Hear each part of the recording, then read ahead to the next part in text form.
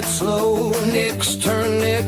Don't you know the wheel decides what you owe? No escape, no safe road. Spin the wheel of regret. What will it be?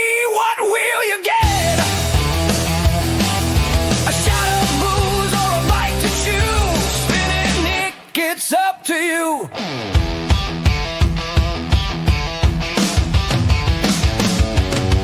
Pickled herring or something worse. Drink it down, lift the curse. Salt on the rim, burn on the tongue. Nick's night of fun just begun. Round and round it screams your fate. Laugh or cry, it's too late. Spin the wheel of regret. What will it be? What will you get? A shot of booze or a bite to chew? Spin it, Nick, it's up to you.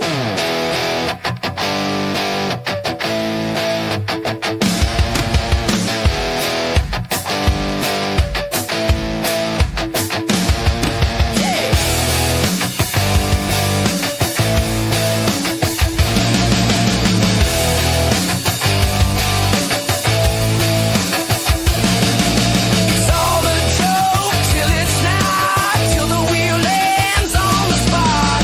Sweat drips, fear grips, Nick's got no way to slip. Hey!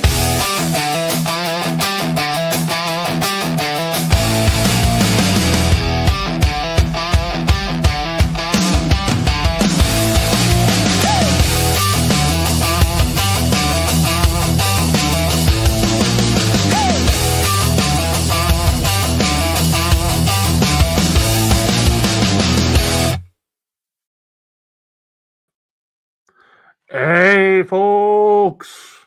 Hey, happy Halloween, everybody! Happy Halloween! Welcome to Slightly Buzzed Friday Law Show, where you get to decide the fate of this stream. Will I be slightly buzzed at the end of it, or will I fall off the chair? Good to have you here. Now, I have invited a good bunch of people. I have no idea if they will show up. And I apologize for being a bit late. But I had no idea that not only would the prosecution in the Alicia Andrews case go on for so long, and also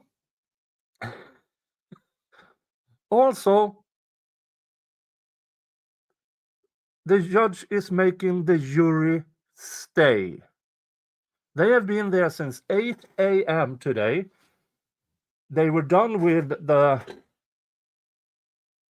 jury instructions just about maybe half an hour ago, and she's making them stay. So I have to keep a watch for what's going on there. And it is quite infuriating. So I have to keep a lookout for that. Because when a judge does do it like this, we might be in a situation where people get to a fast verdict just because they want to go home. All right, rules of engagement for today. Read it in the banner, the thingy there. If you support this channel with $50 in super chats, gifted memberships, PayPal, or buy me a coffee, you decide what I drink. If it's a combined $50, we will spin the wheel of regrets. Alcohol is bourbon, gin, More bourbon. Tequila. Vodka. And I also have some schnapps. Whew. All right. Yeah. And also it's fucking why? I mean, I would imagine that the jurors had planned for tonight. It's fucking Halloween. So yeah, we might see a fast verdict, or if they actually take their role seriously, they will tell her around in a few hours, we need to go home, bitch. Yeah, I know my glasses are steaming up because there's stuff around and I do breathe. So yeah, all right, folks. Subjects of today is the Maya Kowalski case. The appeals court decision came back. Not favorable for Maya Kowalski. And we're going to read a bit of that. Also, serial pregnancy scammer Laura Owens should have been in court a week ago. And she claimed to the judge that I'm deadly ill. Deadly ill. So after a good while and an ex parte meeting, the judge postponed it to November 5th. The same week, Laura Owens was on an equestrian show.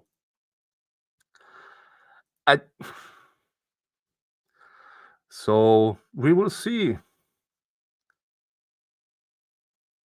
We will see what the decision will be once on November 5th. But first, hello everybody. Thank you for being here. Now, if you have another subject you want me to talk about, feel free to disclose it. And we will see if we can get to it. Now, I will not read you the entire appeals decision. I will actually, if I get to it, it is the, where is it? I had it.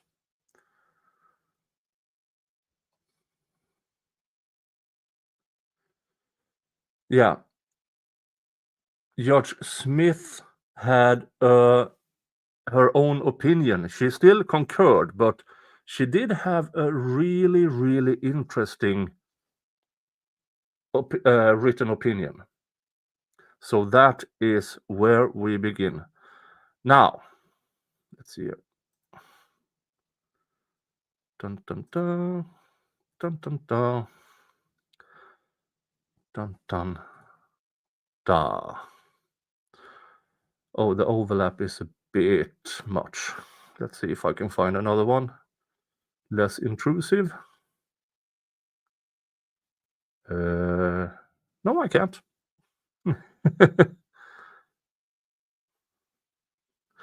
All right. Let's do it like this.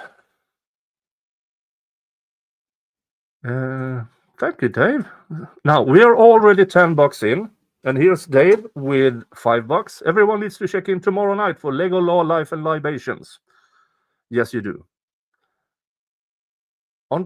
Wait a minute. Aren't we doing it next weekend?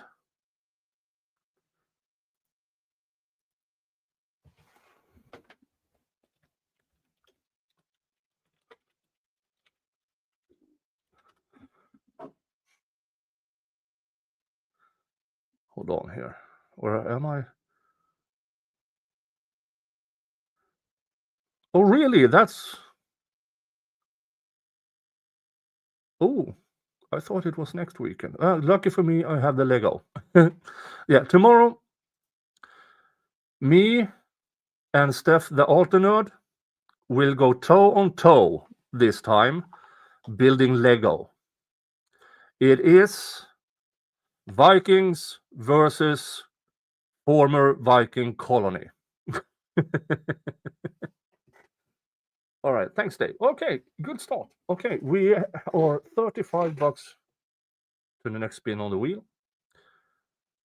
Let's see here. Oh, and Dave also bought me 3 coffees. That's another $15. Thank you so much. That would take us to 30, and we are only $20 away from the next spin on the wheel of regrets, or first spin on the wheel of regrets.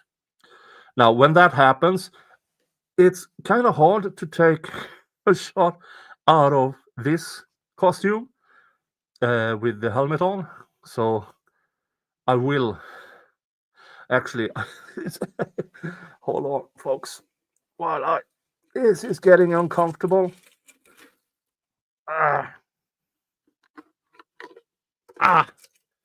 Mother fricker.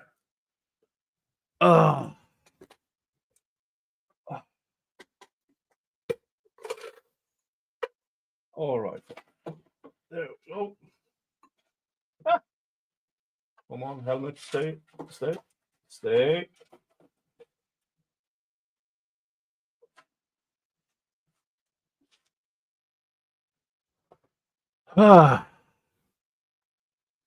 Jesus Christ. Yeah, I had to put my hair up in order to not get stuck on everything.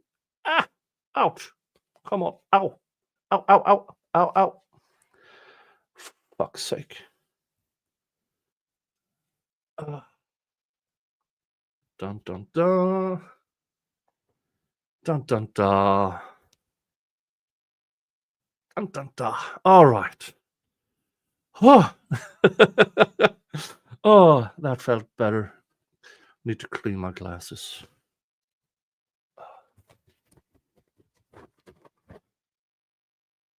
All right. Let's go. This is Judge Smith of the page 38. But let's go up from the start. District Court of Appeal of Florida, 2nd District. John's Drop Kids All Children's Burial Site. Appellant Maya Kowalski, Jack Kowalski, individually and as personal representative of the estate of Beata Kowalski, deceased, appellees. And this is Circuit Court for Sarasota County, Hunter W. Carroll, Judge.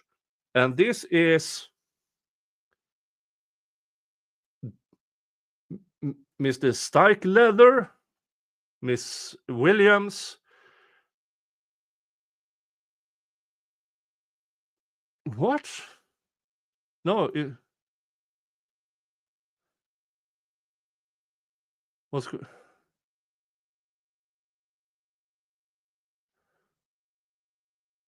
No. Okay, it's a bunch of judges. Let's go down to page 38 again. This is LaRose and Smith concurs. LaRose concurs. Smith concurs specially. So this is her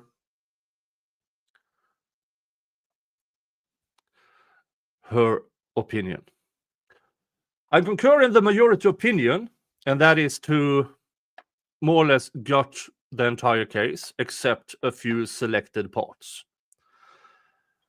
More or less, they say that the Judge Tuft erred in not approving directed verdict because of the immunity in hospital personnel. So let's read this. I concur in the majority opinion, but write separately to elaborate on the discrete issue of whether J. Hatch was entitled to judgment as a matter of law on the threshold issue of outrageousness on Maya's claim for intentional infliction of emotional distress, IIED. Maya, age 10, presented to the hospital with a pain score of 10 out of 10. That is, they don't call CPR as this pain diagnosis. They don't call it the self-ending pain for nothing. Miss Beatty, a licensed clinical social worker employed by the hospital, was in charge of overseeing and making sure that J. Hatch followed the dependency court orders, including the monitoring of hospital visits and phone conversations with Maya's friends and family, including her mother. This is the nurse who told Maya, "I can be your mother now."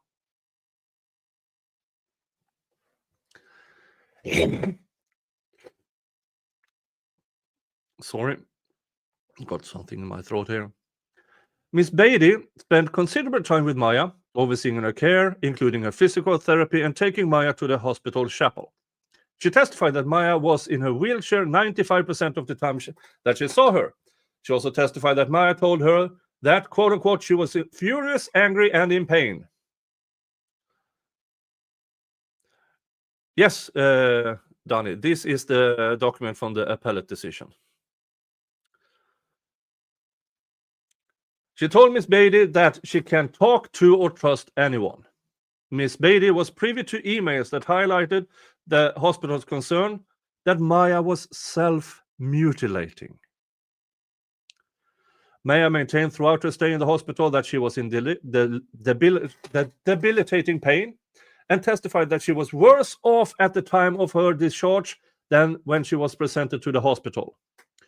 Maya also complained that her CRPS lesions returned while she was in the hospital and were causing her pain.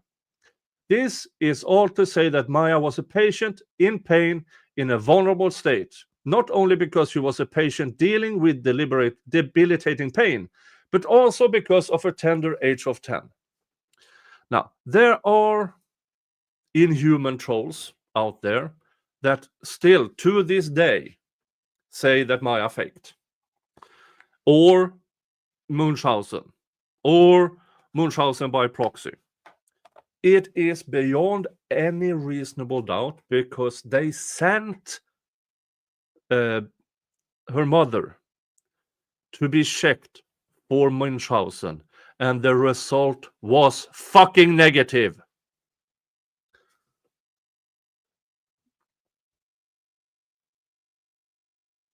Let's continue.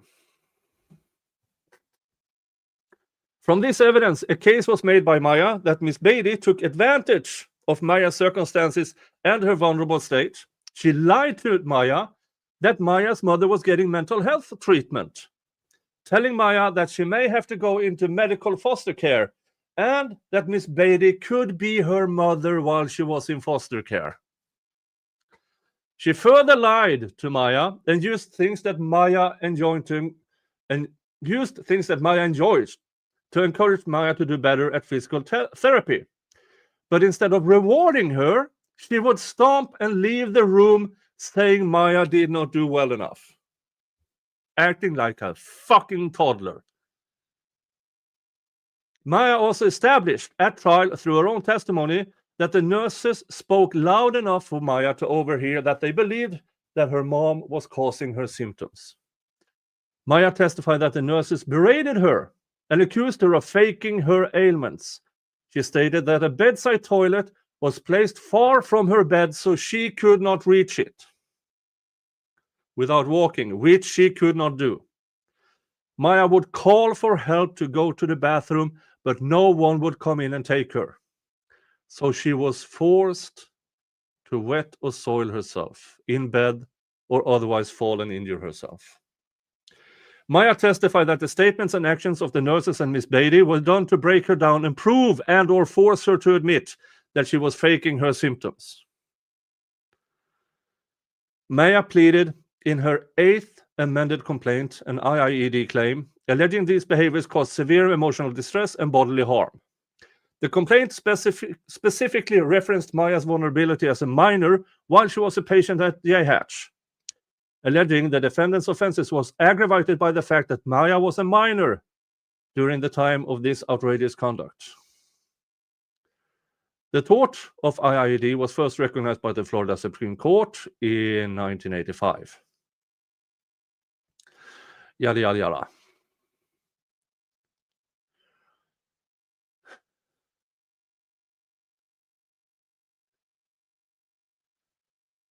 Let's see here. Yeah, let's. The court set out a 4-part test as defined by Section 46.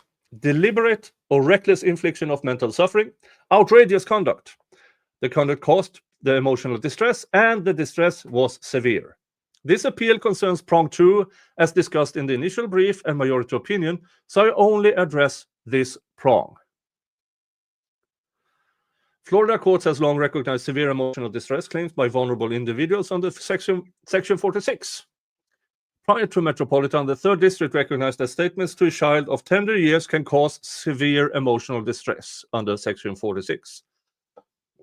In Corbin, the court reversed the dismissal of a severe emotional distress claim brought under Section 46 of the Restatement of the Law of Torts, 1948 supplement, by a guardian on behalf of a 6-year-old child against the defendant. The defendant was alleged to have approached the child and said, do you know that your mother took a man away from his wife? Do you know God is going to punish them? Do you know that a man is sleeping in your mother's room? God will punish them. The question posed by the court was whether that what was said to the child was intended or reasonably calculated to cause the child severe emotional distress. The court answered that question in the affirmative, holding the alleged statements and the manner and circumstances under which they were communicated to the child leave little room to doubt. They were made with a purpose and intent to shame her and to shock the sensibilities of this child of tender years. Relating, as they did to the child's mother, the content and import of the statements were such that it cannot be said as a matter of law that this alleged deliberately harmful act was not one calculated to cause severe emotional distress to a person, child of ordinary sensibilities. Following Metropolitan, the 5th District recognized an IID claim by a vulnerable patient against a healthcare provider. Now, this is why I believe this judge is writing this. This is a roadmap for Maya. Yes, they took away almost all other charges away from her. Almost all of them.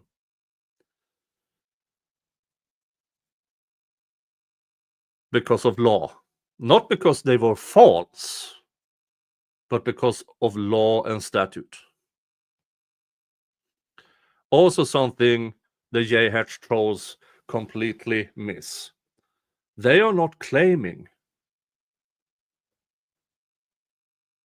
the appeals court, that JH was didn't do all of these things. It's just that the current law and statute doesn't allow it. And here, this Judge Smith, is giving Maya outs.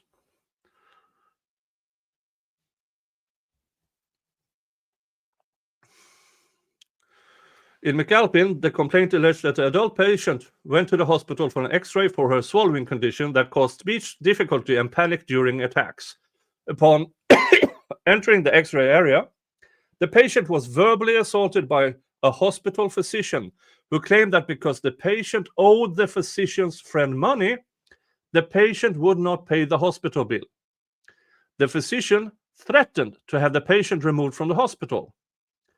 The complaint further alleged that the action of the physician were designed and did take advantage of the vulnerability of the patient, submitting that she was to diagnostic test while in fear for her health and depending for comfort and solace upon the caring and supporting atmosphere to be generated by the hospital. The trial court in McAlpin granted the physician's motion to dismiss with prejudice, finding that the physician's demand for the patient to pay for the friend's bill, while albeit not a favored method, was not sufficiently outrageous to rise to the level of an IIED claim. The Fifth District disagreed, holding that the allegations of the complaint, if proved, support the patient's argument that a jury, as the trier of fact, could find that the physician's conduct was reckless and utterly outrageous in a civilized community. The physician acted in deliberate disregard of the high degree of probability that emotional distress would follow. Oh, sorry, you might want to read this as well. In so holding, the district court reversed the dismissal of the IID claim, recognizing the special relationship between the physician and the patient, and that the actions of the physician met the threshold test of extreme conduct, which would cause an average member of the community to exclaim, "Outrageous!" And folks, if there was anything in the Take Care of Maya case that people did while learning what happened to Maya, outrageous would be the mild term of what they did to her.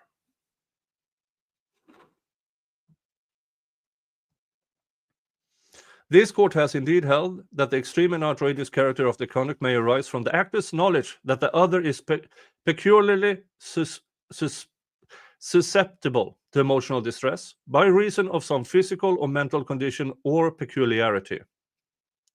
In Stedman, this court found, you see, this judge is saying, here is the case law for you to run, to make a home run against J. Hatch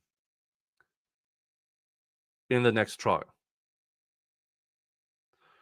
Problem with that is also the first trial took 7 years to get to the actual trial. And you can be damn sure that J. Hatch and the people I am ashamed to say J. Hatch lawyers, because I have a hard time recognizing that these people have a law degree, and by that is somewhat colleagues of mine. It leaves something vile, an aftertaste I don't like, acknowledging that those fuckers are actually lawyers. Let's continue. Instead, this court found instructive comment F to section 46 of the restatement, second of torts, because it explains how knowledge of a person's particular susceptibility to emotional distress is relevant to determining whether the conduct is sufficiently extreme and outrageous to constitute intentional infliction of emotional distress. See also Anderson v. Preece. Comment F reads, the extreme and outrageous character of the conduct may arise from the actor's knowledge that the other is peculiarly susceptible to emotional distress by reason of some physical or mental conditions or peculiarity. The conduct may become heartless, fragrant, and outrageous when the actor proceeds in the face of such knowledge, where it would not be so if he did not know. It must be emphasized again, however, that major outrage is essential to the tort, and the mere fact that the actor knows that the other will regard the conduct as insulting or will have his feelings hurt is not enough. The Stedman court viewed the facts of that case collectively and not in isolation, holding that the actions of the insurance company delaying the authorization of the insured's double lung transplant was outrageous, where it was ordered by the judge of compensation claims to pay the claim, but delayed payment, knowing that the insured would not outlive the delay and it would not have to pay.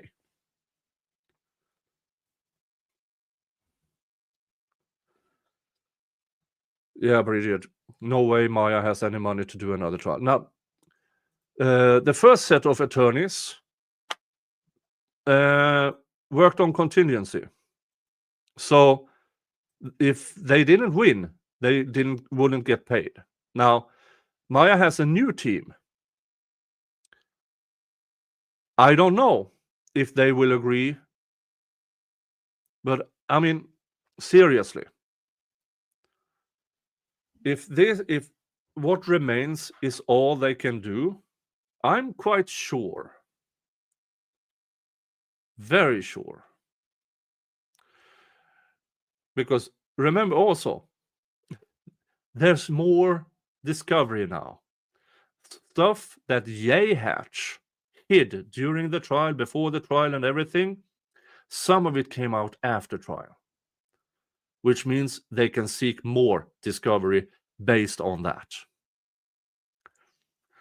So if they want to, and Maya wants to, this can get interesting. And I'm not sure the damages to Maya would be lower this time around. And we are still talking about, for Maya alone,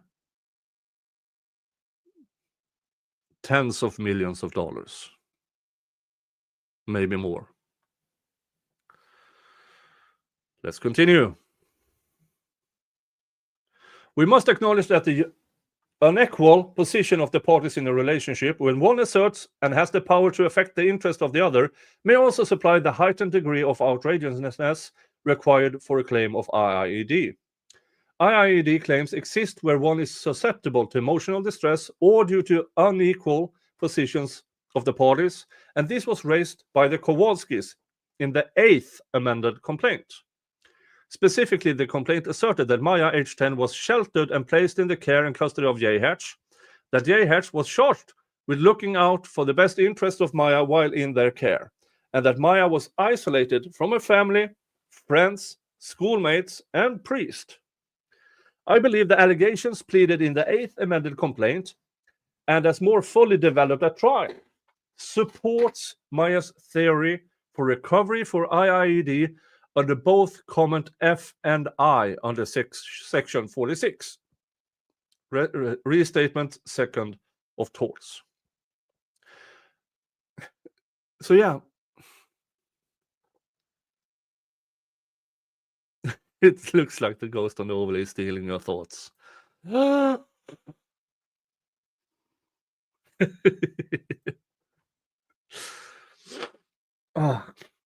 Okay, where were we?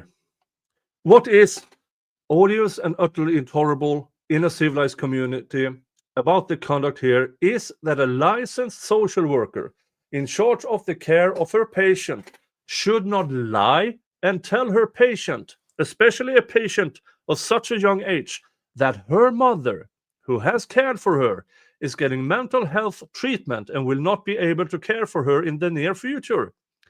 Instead, consoling the child that she will be fine in foster care, where that social worker can be her mother. Further, the berating by the nurses that Maya was faking her symptoms is equally odious and utterly intolerable in a civilized community. Reminder, all of these people still work for Hatch. Especially given Maya's physical condition and their knowing that Maya believed herself to be suffering from CRPS. Just as the patient in McAlpin went to the physician for an x-ray for her medical problems and instead received verbal abuse, Maya too went to the hospital for debilitating pain and treatment, only to be broken down, mentally abused, and berated by Miss Beatty and the hospital nurses who were in a position to facilitate her care and treatment. Based upon Maya's mental and physical conditions, Miss Beatty and the nurses acted in deliberate disregard of the high degree of probability that emotional distress would follow. The common thread amongst the cases upholding the outrageousness prong is the shockingness of the statements given the unique circumstances in which those statements were made. It is my opinion that the trial judge will have to weigh whether or not some of the facts that fall within the Chapter 39 immunity would be relevant and admissible on retrial as they relate to Maya's IIED claims. Again, judge is kind of giving legal advice to the judge. Not only how to win the case, but so it survives on appeal. When considering a claim from IIED, the facts of that specific case must be considered. See Thomas versus Hospital Board of Directors of Lee County.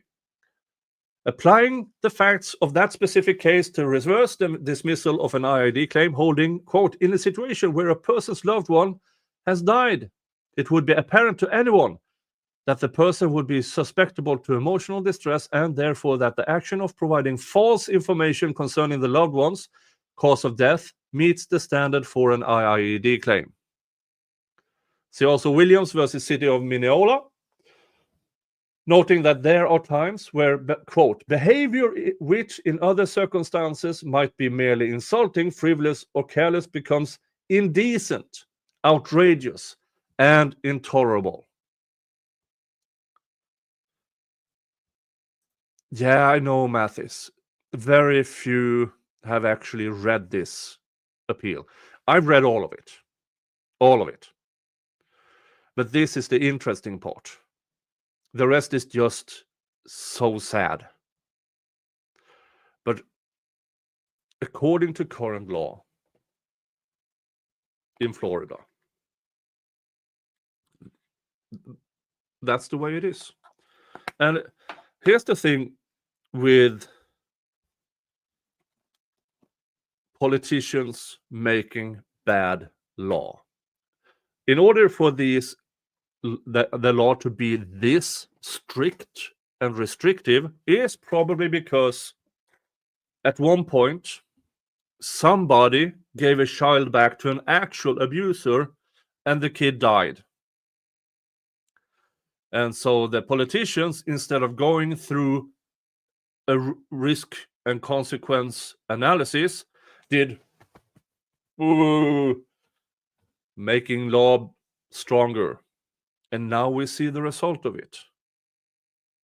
That Maya's father, Maya's brother,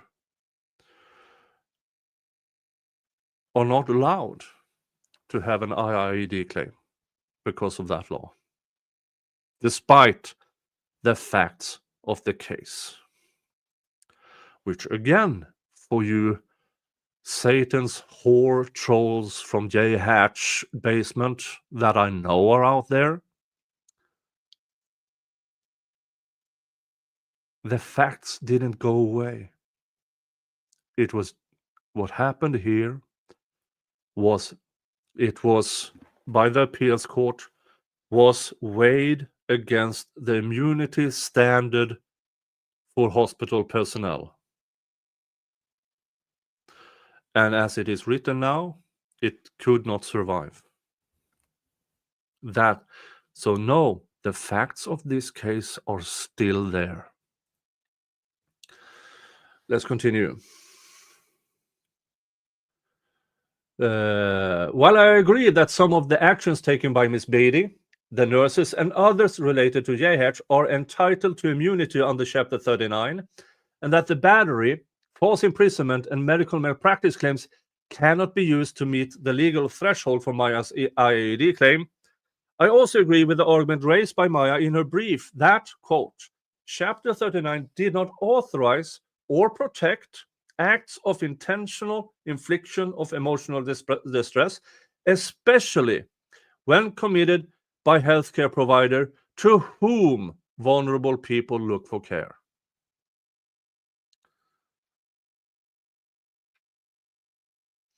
And I believe that some of the information related to Maya's shelter and the dependency court's orders would be relevant and admissible to the extent that information is required to give the jury a full picture of the circumstances at the time. It is hard to imagine a civilized community that accepts the actions of Miss Beatty a licensed social worker, and the nurses as quote-unquote good faith participation in the requirements of Chapter 39. To be sure, JH makes no attempt to cast such a broad net to include these actions as privileged under Chapter 39, and in fact agreed at oral argument that the Chapter 39 immunity was not obsolete. However, even after stripping Maya's IAED allegations of the offending claims and immunity entitled evidence, there remains competent substantial evidence supporting the trial court's finding that Maya's IAED claim met the high bar of outrageousness. These healthcare providers were in charge of caring for and treating Maya. Instead, they exploited their position with full knowledge that Maya, a 10-year-old child, would not be able to endure such outrageous conduct and undoubtedly suffer severe emotional distress as a result. The cases finding conduct outrageous are no different than the actions taken in Maya's case.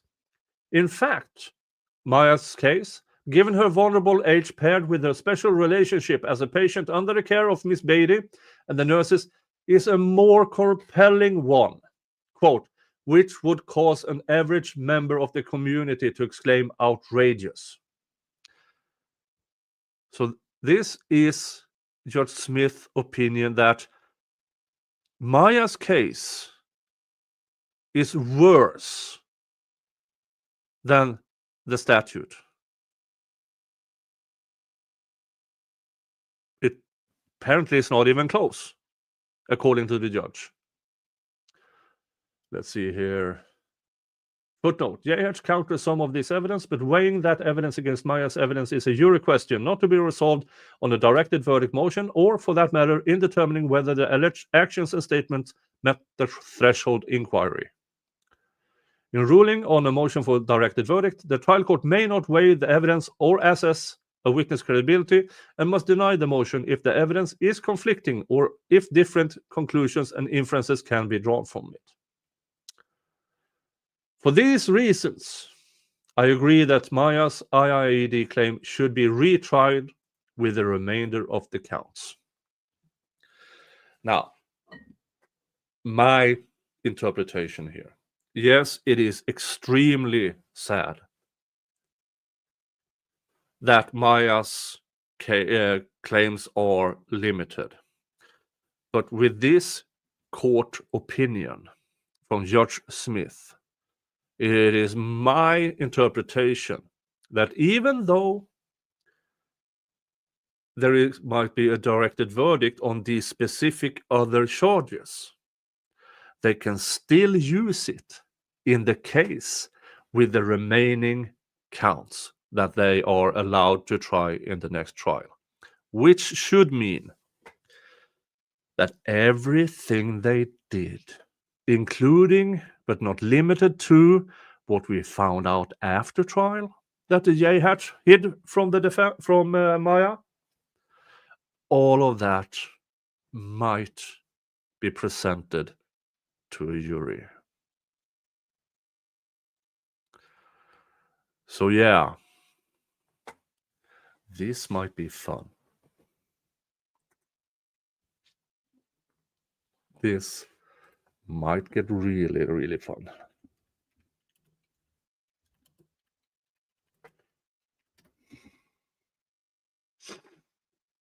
Let's see here. If I can find it. Oh no, that's... I need the papers.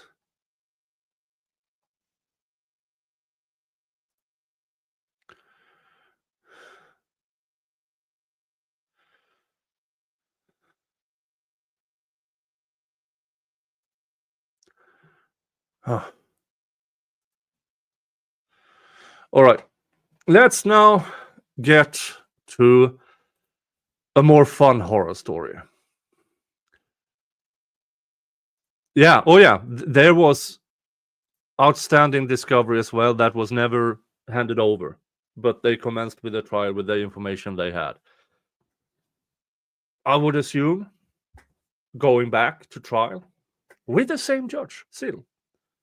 Now with the instructions that he has, he might get less lenient to Hatch of not providing it because now they know it exists.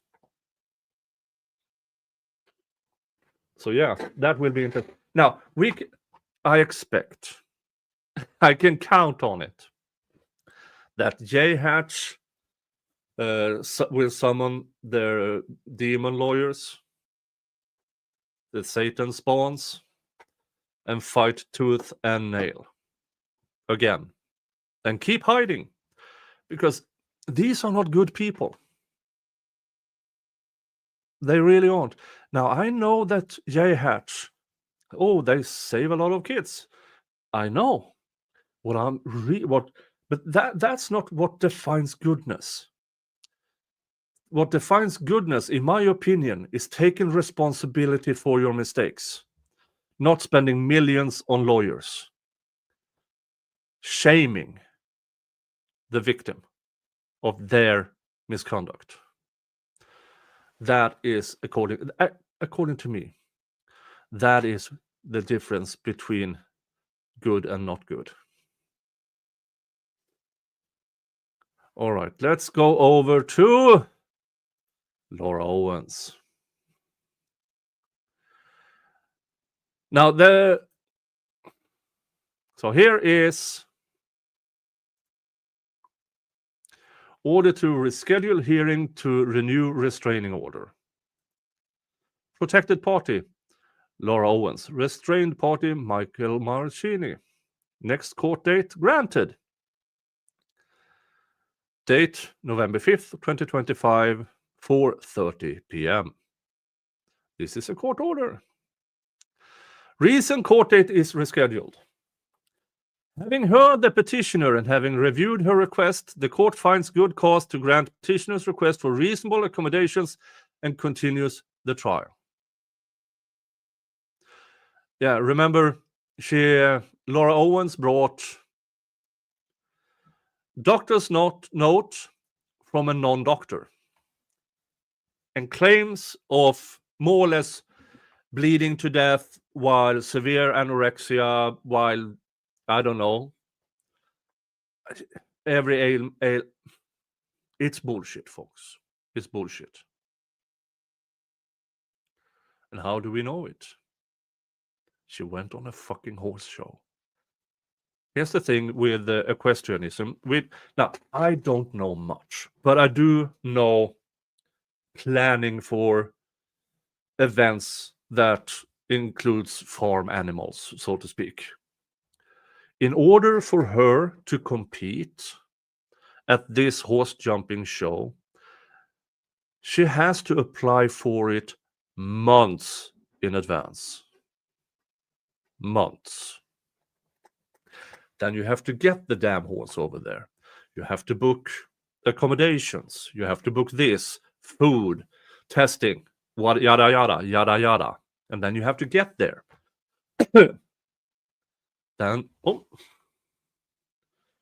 Then she has to come on.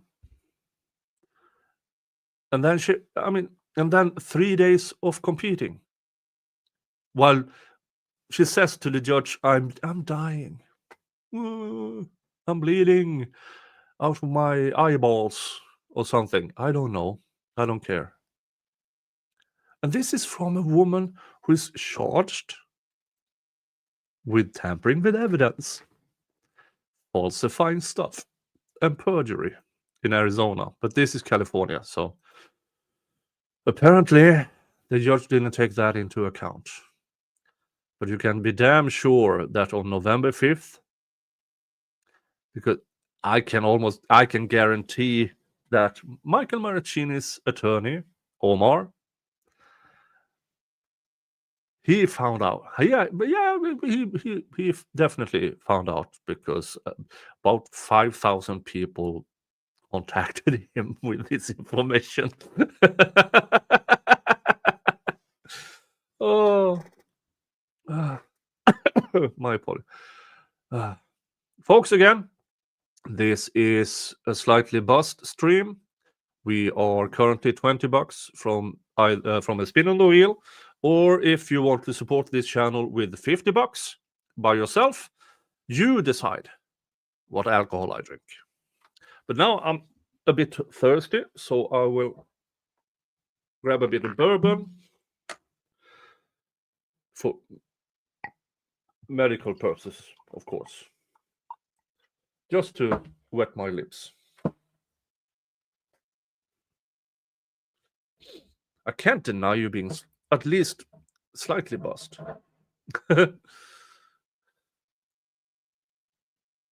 In California, nurse practitioners are prohibited from calling themselves doctors. Yeah. But I believe that this nurse practitioner, since she wrote from Arizona, there's not much they can do.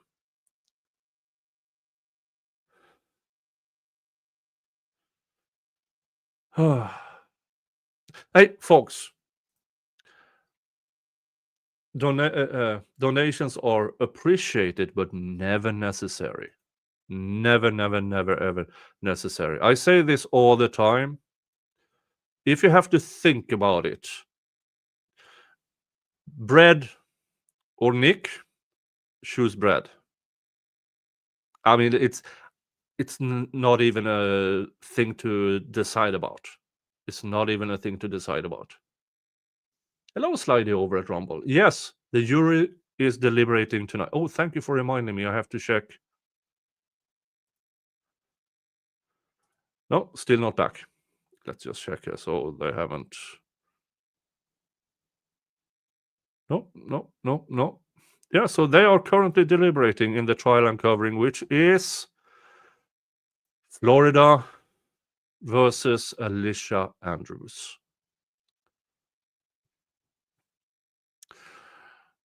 All right, where were we? So yeah, where am I? There. Okay. Let's continue up and see what else is on this. Yeah, so request to be scheduled protected party.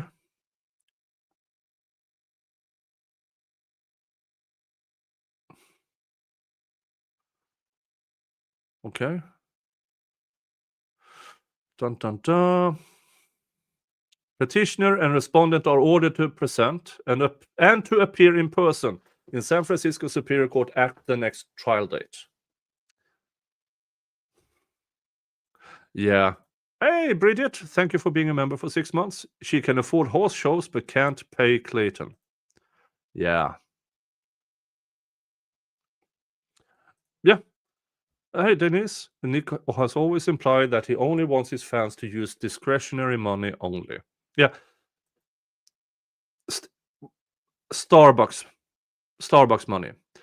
If you have it in your heart to not go to Starbucks on Monday and instead send me I don't know what do a coffee cost at Starbucks? $6? $7? I have no clue. But here's the thing: if you don't have the means, it's okay. Just subscribe to the channel, watch a few of the videos.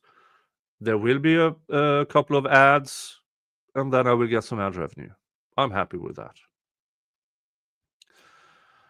So yeah, they are required to be there in person, not via Zoom, not via drums or smoke signals, in person.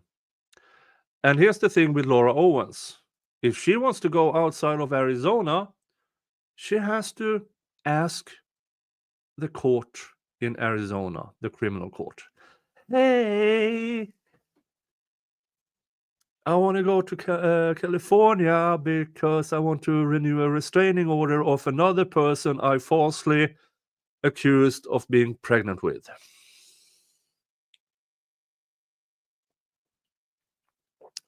That I would pay to be a fly in the room when she makes that request.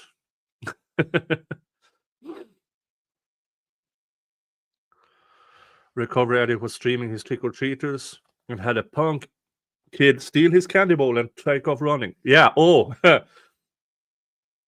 Aussie Underlord.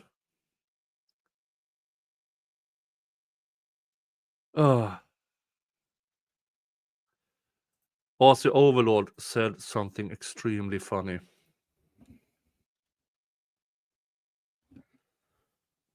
Let's see if I can show it to you.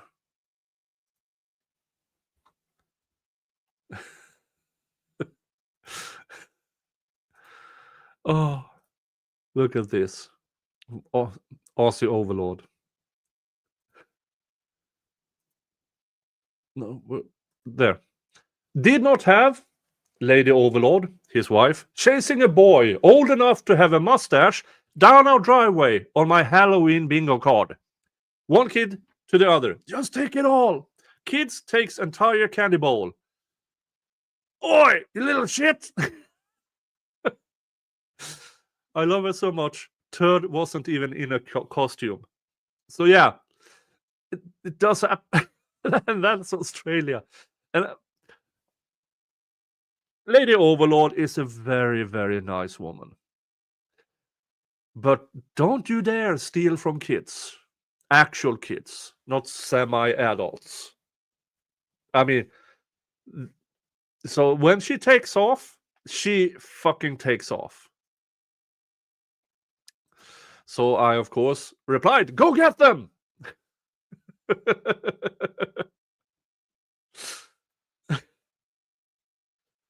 Yeah, and to save them from Lady Overlord.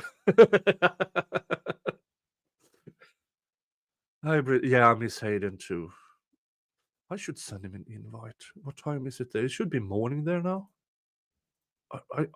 Folks, I will send him an invite. Maybe he can show up. Dun dun dun. Oh, you don't need to see that. Hold on. Let's get back to this over there, so I can.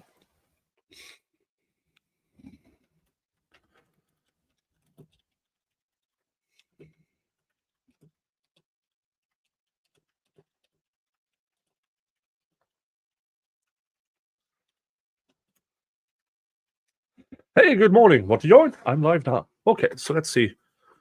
Yeah, I haven't seen Aussie for a damn good while.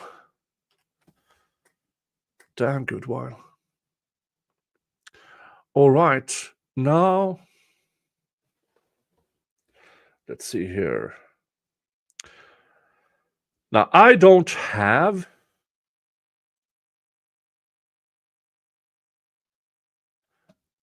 actually have those documents. So what we are going to do is we are going to watch Megan Fox talking about it. She doesn't mind. So I will be putting myself down here and let's listen. I normally put out a warning to the lawyers to please don't be alone in a room with her, but I'm actually rooting for these two to get together. I actually think they're made for each other. They are MFEO, if you know what I mean. Oh, and I my think God. that I have your tonsil baby? She has found her perfect match. Hello, everyone. It's Douche Canoe and Pregnancy Faker. Yeah. We have just... Yeah, you I are. think you're supposed to look at the camera. See, I'm not a professional. You are. So we just did our little video. I just tried to do a Twitter live thing. That didn't work very well. There's just so much. I mean, I guess... Ruling. Yeah, the intro, how we met, so forth. Yeah. The fact that we are not dating. Yes, that's true. Thank you. Sorry, JFC. Sorry, guys. She's just, and she's not, you're not as weird or as bad. You're as thin, though. Like that part, I'm not, you gotta eat. I'm worried about you. Let's see. Did you read my thing yesterday? How I ate Domino's pizza every day for 6 months. She walked into court with that look in her eye, 7 felonies deep, and still aiming high. Said I'm pregnant again. Held a sonogram still, but that baby was born in Photoshop skill. She's got horses near Scottsdale, burritos on deck, monster can stack, legal forms in her egg. She fakes what she needs, accuses with flair, and I still show up like love's waiting there. Oh Laura, you're a wildfire in legal disguise, an angel of chaos with courtroom eyes. You twist the truth like a rodeo rope. I lost my license, my pride and hope. They say you're dangerous, maybe that's true, but Laura, I still fall for you. You're not as weird or as bad as Finn, though. It's douche canoe and pregnancy faker. I once said, you're not as weird as they say. You smiled and said, they just get in my way. I suffer, you whispered, from too much IQ. Then poured me a shot and said, let's see what you do. I was scared, you claim, I knocked you up blind. Now I'm drunk in your kitchen, losing my mind. At midnight we laugh, with the blinds pulled tight, while you Photoshop proof for your next courtroom fight. Oh Laura, you sweet criminal muse, a Scottsdale outlaw with nothing to lose. You Attorney Gindrass is also known as douche canoe. We have nicknames for him. Now, my apologies to Attorney David Gindrass, because he has this last name I have such a hard time pronouncing. I try to say it, but it always comes out as Gingerass. It's spelled Jinjras, something of the sort. Gingerass.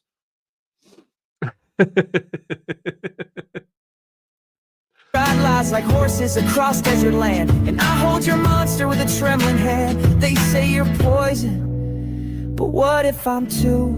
'Cause Laura, I'd still die for you. Now I'm cuffed by dawn, reeking of gin. They caught me again, sneaking out where you live. The cop said, son, how dumb can you be? I said, have you met Laura? Then you'd see. Oh, Laura, my beautiful felony flame. You ruin good men like it's part of the game. You fake what's real and make it feel true, and no one survives falling in love with you. They say you're a weapon, maybe that's true, but Laura, I'm still aimed at you.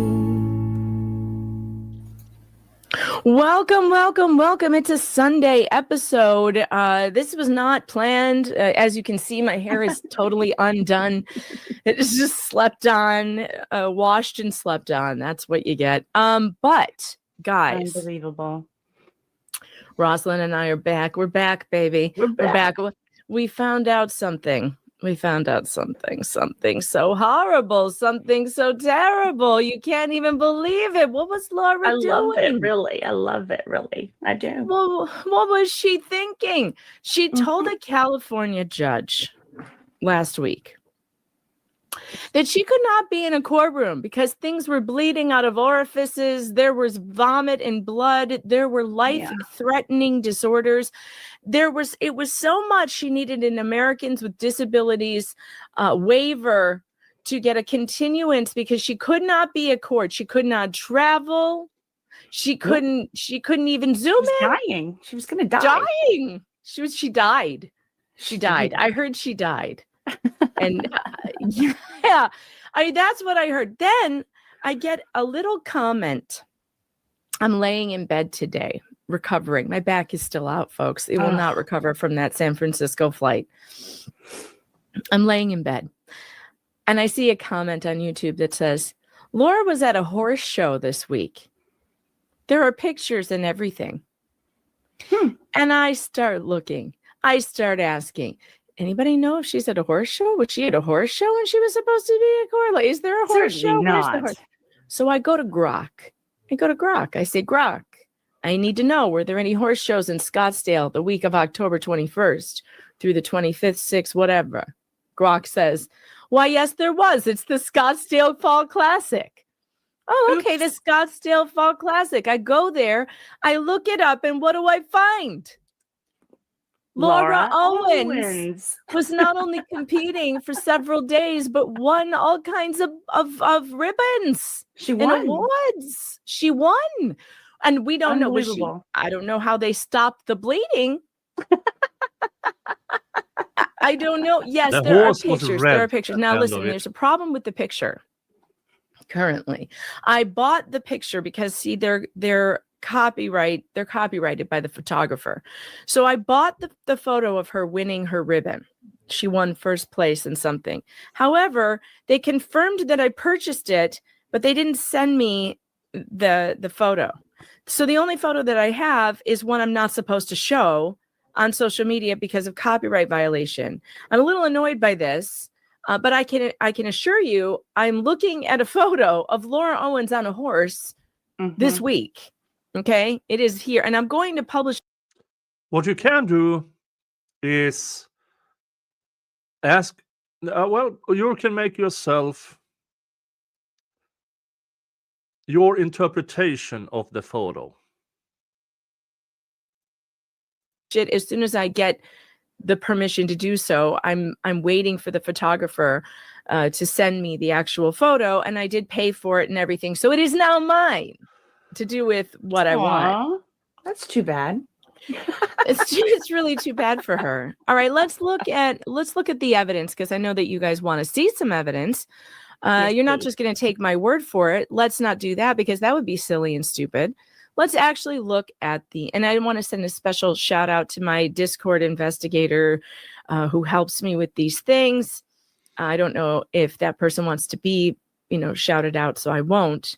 Right. Just in case that person would like to remain anonymous, and that's okay. We shall do that. All right, here we go. All right, folks. This is horseshowing.com. As you can see at the top of the page right here, last updated 2025, October 25th at 6:09 p.m. The Scottsdale Fall Classic, October 22nd through October 26th. Now, you will recall, she was supposed to be in court on October 22nd. Now, I should also point out that the photograph I have of her in her riding gear, she was wearing a white turtleneck. I did confirm this morning with Mike Maricini what she was wearing in the car on the Zoom call at court. Rosalind, what do you think she was wearing? A white turtleneck. A white turtleneck. Oh my God. We still have not confirmed if she was literally at the horse place on the 22nd, because she doesn't appear to have competed on the 22nd. She appears to have competed several, the 24th and the 25th. But she was in the car wearing the white turtleneck. All right, here is a video of the website. As you can see, we're going to scroll down here and find her event. And when we find it, I will pause it so that you can see that she is there. Here we go. All right, stop. There she is. Can you all see that? Oh, look, it's Brad. It's Binder Brad. Binder Brad. The shoulder of justice is here. Shoulder of justice is with us, ladies and gentlemen. Look at this, Brad. Look at this. At 2 p.m. At 2 p.m. She was on Sirocco. Laura was. Owens. Do you I see just can't this? believe it. She was in Unbelievable. 676 OR modified child. She's in the modified child range, which is hilarious. I didn't know they tested you for mental acuity. Emotional stunting. Emotional stunting. Yes, yes.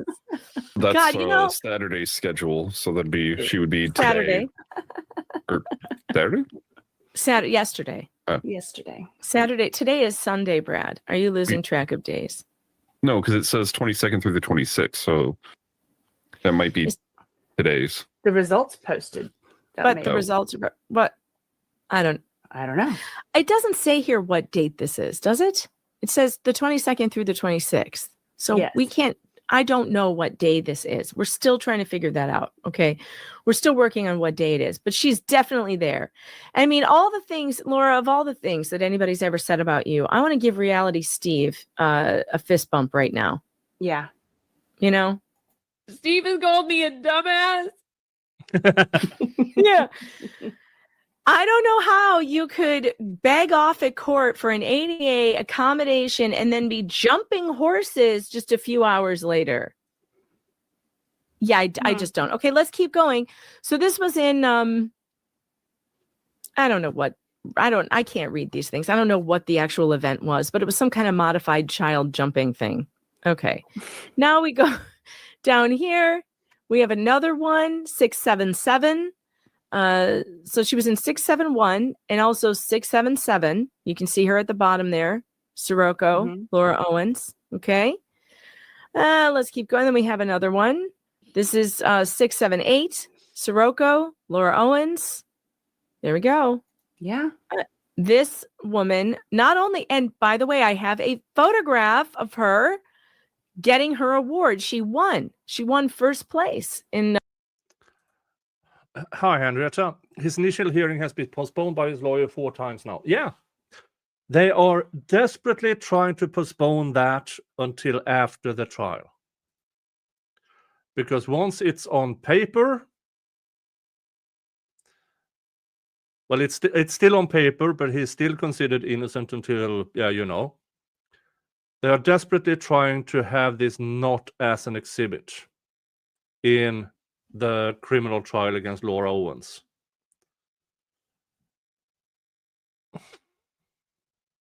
So yeah. So that's hence the postponing. Now, it's not unusual to postpone things like this, but 4 times it's getting ridiculous, especially if it's a DUI. At least one of these. Here's another one. This is 723, event 723, Sirocco, Laura Owens. God, she has no shame, this woman. Just zero. Wasn't Sirocco stabled in California too? That means they would have had to travel to Arizona for it. Oh my God, I have no idea. Oh. I have no idea, but the judge needs to find out about this. This has to come out to the judge. Certainly, certainly. Then it looks like there's another one. Hold on, I have another video here. There's more events. So far, so we've counted 3, or was that 3 or 4 events that she was in? I feel like that was 3. Yeah, seems like 3. All right, here's another one now. Wait. Is this the right one? Is this the one I'm on? If I push play. There, at the top it says this is Saturday. How do you see, where do you see that? Last update. Oh, I see. Top. Day, October 25th. Okay, fine. Saturday. So here's Saturday. This might be is this a different one? No, that's the same one. 641. So on Saturday. So she had 641. Oh, before I forget, the Mike Maricini fundraiser is currently at 47,160. If we reach $50,000 before the midnight tomorrow, Laura Needy, or Nighty, I don't know how to pronounce her last name either. Sorry, Lauren.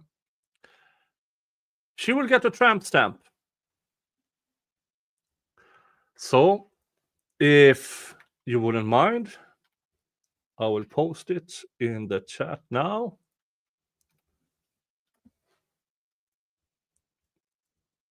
And I don't mind if you choose that over me, actually.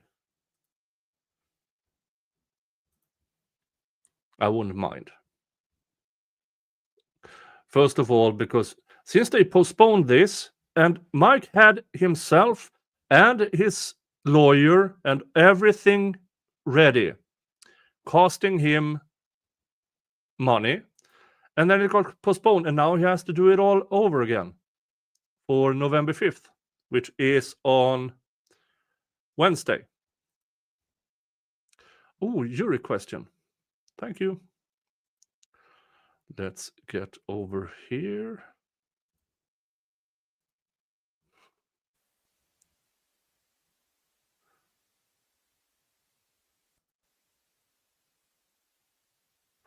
This is the Julio Folio murder trial.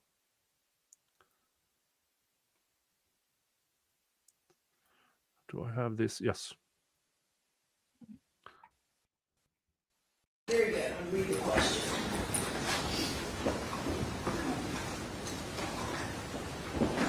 All right. Does criteria number 1 in the definition of a principal apply in the case of second-degree murder, signed by the foreperson? Right? The legal answer is yes, correct? Yes. Right? Criteria, you talking about the element? Said that's the exact. Does criteria number 1 in the definition of a principal apply in the case of second-degree murder? I don't know what criteria. If they're talking about the element, I guess I want to clarify that before I just send back the answer. I don't know what they're referring to when they say criteria. All right. Let me take a look. I'm assuming that's what they mean.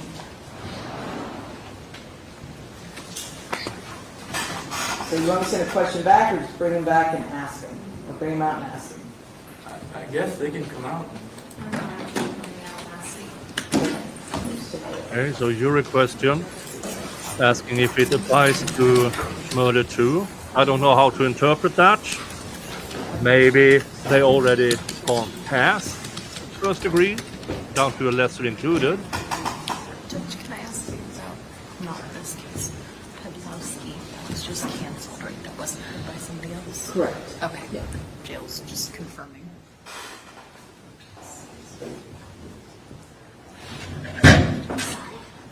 Okay. Very good. Go ahead and bring them in.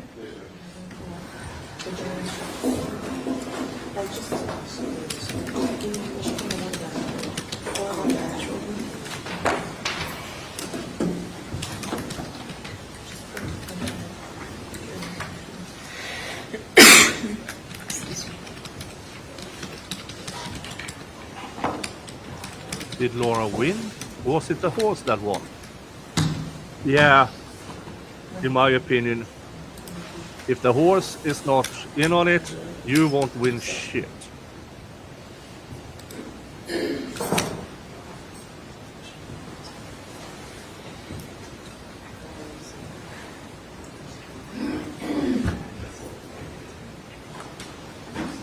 All right.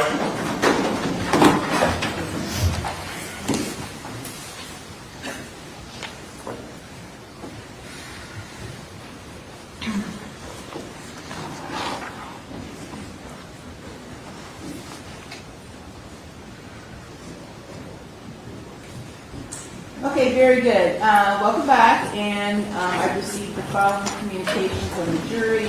Does criteria number 1 in the definition of a principal apply in the case of second-degree murder, signed by the foreperson of the jury? And by criteria, do you mean element 1, the defendant intended the crime to occur? Okay, so any objection to me answering the question? Okay, someone nodded their head yes. Is that correct? Yes? Okay. No objection. Okay, the answer is yes. Okay? All right? It does. Okay, very good. Sorry about this taking so long for the pizza to get here, okay?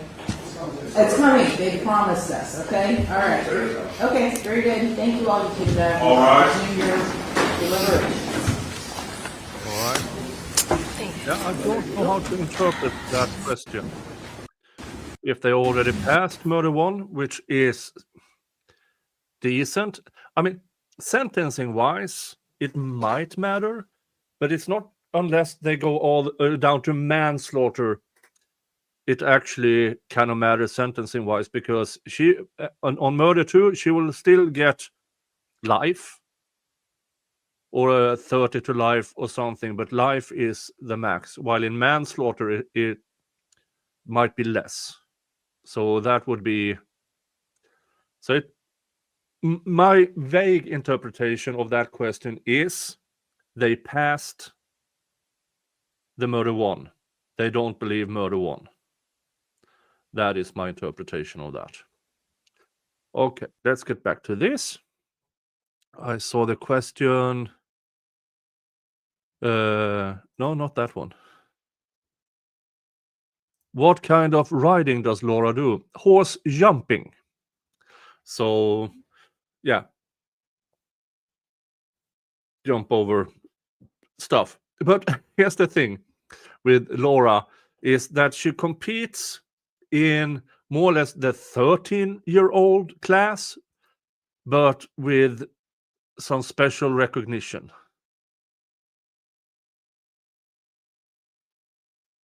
So she had, yeah. So she's not competing against adults. She's competing against kids. Okay. Salt of the Earth Ministry. No. 10-minute timeout until you get your act together there. I don't know what's going on.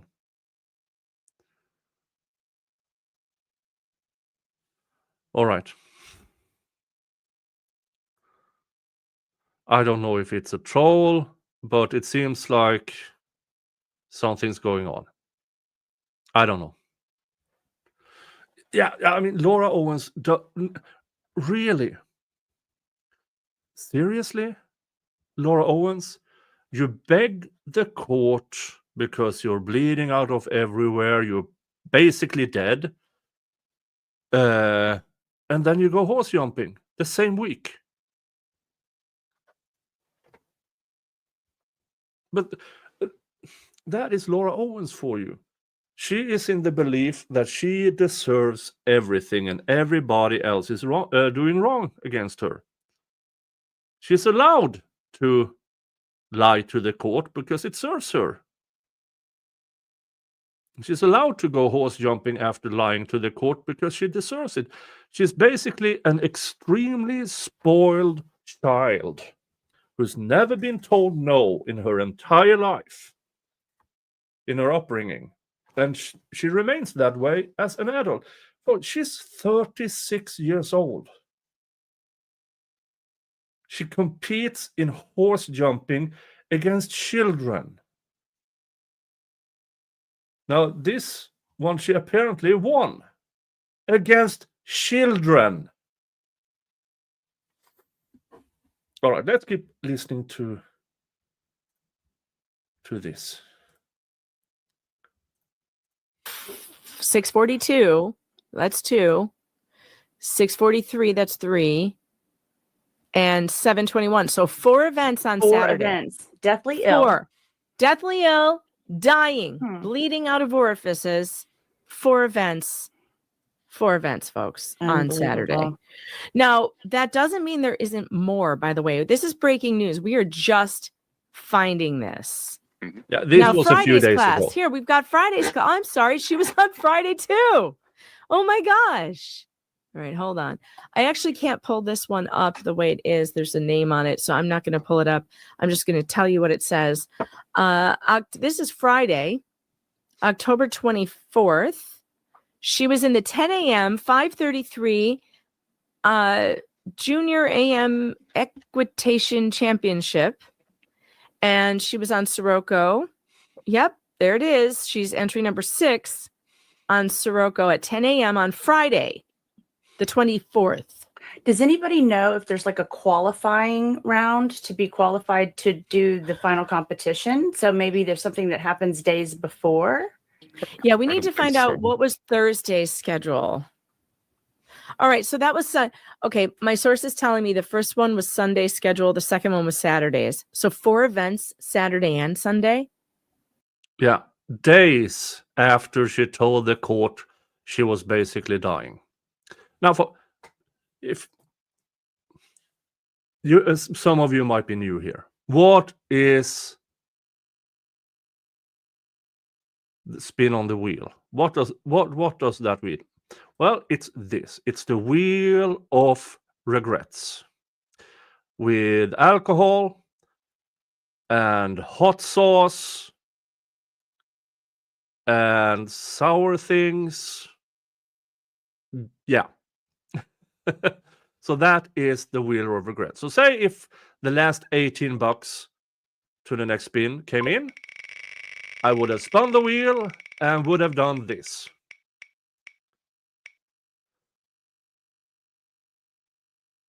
And that would have been a shot of Bonneville bourbon. So that is what would have happened. So that is an encouragement of monetary support for this channel. But again, it's very welcomed, but never necessary. All right, let's get back to the Laura Owens stuff. Is that what I'm understanding? That's what it sounds like. Okay, wow. And then we need to find out, can we find out if there were qualifiers on Thursday? That would make sense as to why she was in the car on the Zoom call with the judge wearing the white turtleneck. I have a feeling she was there on Thursday. It seems like to me, because any competition you go to, you have to, there's registration, you have to bring something. If something has to be tested or qualified or weighed or whatever. Yeah, you also have to pay an entrance fee, which is interesting because Laura Owens says she has no money. In the know. Let us know. Would love to hear more. Everything about horses costs The sign money. up is online, though, I think. Pit. So I don't think signing up is in person. But I wonder if you stable the horses or whatever there. Like, do you bring your horse in and get ready? Like, I don't know. Would have to. Anybody who knows about the Scottsdale Fall Classic and how these things work, I need help. Oh, maybe Alex knows. Yes, Big Tip Dog. We need more binders. We need more binders. I can't hold them all. We need binders about the horse competition now. Okay, great. Yes, you stable there, somebody says. Hang on. J. Brook 156 says, yes, you stable there. She would have had to checked in before the competition. Good Lord. Apparently Boots would know all of this. Okay, Big Tiff says Boots would know. Brad, are you in touch with Boots? I might be able to get in touch with Boots. We can talk about Kyra Cousins from Scotland who bought a reborn doll. It'd be wonderful.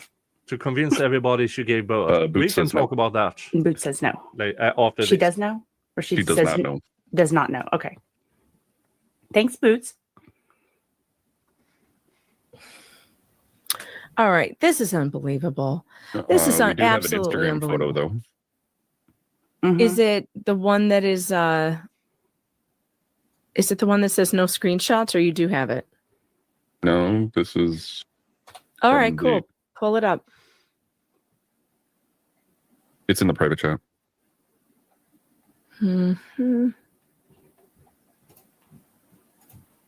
doesn't say not for publication, does it, Brad? Nope. Oh my God. No, you found it. I can't believe it. Oh, this is so unbelievable.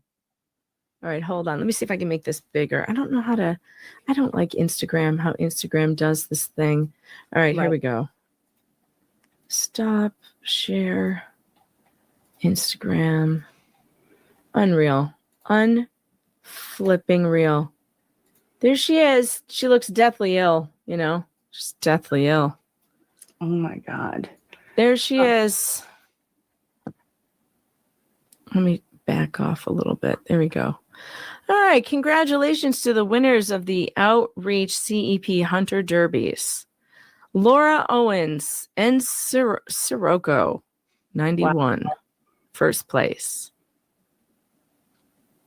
Unbelievable. And as you can see, she's wearing a white turtleneck underneath whatever that thing is, which is what was reported that she was wearing in the car on the Zoom call with the judge, where she was deathly ill, dying, needing ADA accommodations. Yeah. Deathly Unbelievable. ill. Too autistic to go to court, but Too autistic. Okay. But horse jumping is fine. Jumping horses is absolutely fine. I hope someone shows this to the judge. Says the are you kidding? Of course they're going to show. This is going to be in, I'm sure, full color photos in emotion showing the judge. Absolutely. I can't imagine that this would not be shown to the court. This woman is such an unrepented liar. She lied. This will get awkward. Unbelievable. I hope the chief judge in California gets it too. Hey, I do too. long time no I see. do too. Good to have Now, you here. what I do, the question I have is, will there have to be a contempt hearing before the judge can say that she's in contempt, or can the judge just order it based on emotion? Well, I mean, the judge can act sua sponte. Yeah, the judge can act sua sponte, but I mean,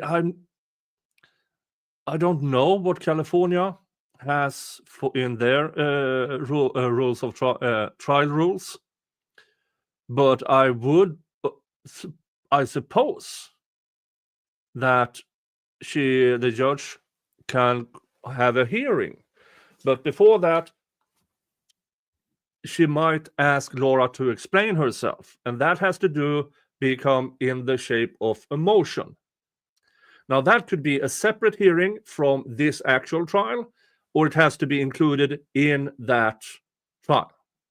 If it is included in the trial, then it will be postponed again, because that will take time. Even if Omar alerts the court through a motion, then Laura still gets to respond to it, which also might delay if the judge chooses to include it. But if it can be held separately, because it's contempt of court, which could be done without Omar and Mike's involvement, because it's an issue between the court and Laura. So that, I hope, the judge treats this as a separate issue. In that case, it will Omar and Mike doesn't have to get involved in it. They only have to alert the court and then let the court decide. Yeah. Yeah. Yeah, the weird thing is do that whatever the judge wants. with this being her action, the judge could go for a dismissal, but I don't think they can put her in contempt for this because it's civil court. Well, I mean, if a lawyer can be sanctioned in civil court. Well, sanctioned that's different than contempt. Well, I don't like that answer, Brad. Well, I hate to be the rules lawyer around here, but Fine. I really wanted her to be hauled off for that. This is just unbelievable. Oh, so she's someone still, says yes guess what, guys? She's still competing today. She has events today. Oh, coming up. Well, anybody in the area want to run down and grab some photos? That may already be happening. I don't know. Oh, I hope so. But she's competing. Wow. Why is she allowed to keep lying to the court? Because they can't catch her in real time. You know, this is stuff, it takes time to shake out. You just have to keep on telling the court what she's doing, and hopefully one of these days they stop her. Ooh, and a huge thank you to, where did it go? To Jentes for buying me 2 coffees. That's another $10, which means we are only $8 away from the first spin on the wheel of regrets. Yay! Thank you so much. Thank you, thank you, thank you. Let's see here.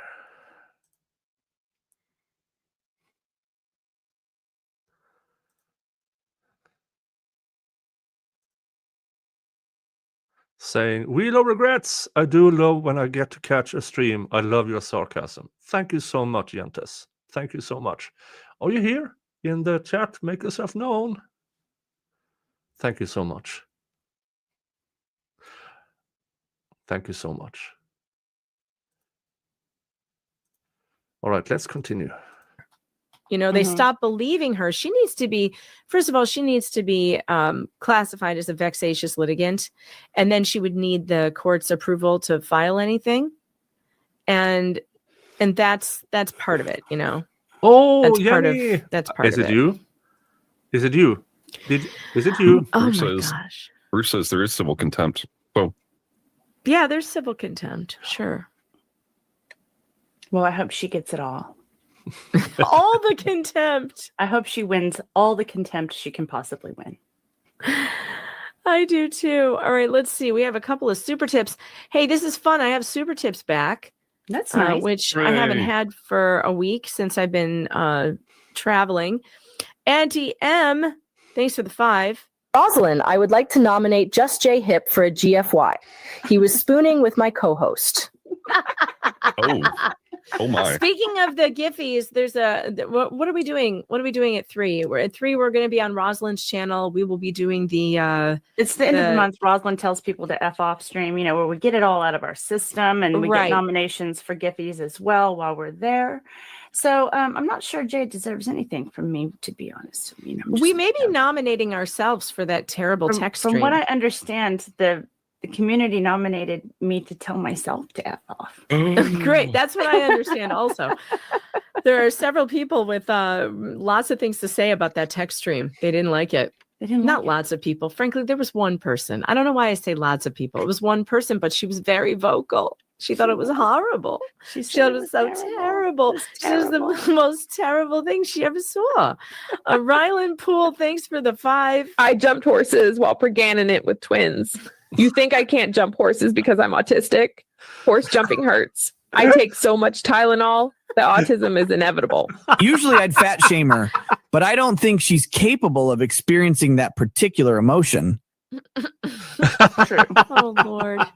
Yeah. True. So we're Oh, I need to try to super get tips are back, folks. the super tips. Are back. Woohoo.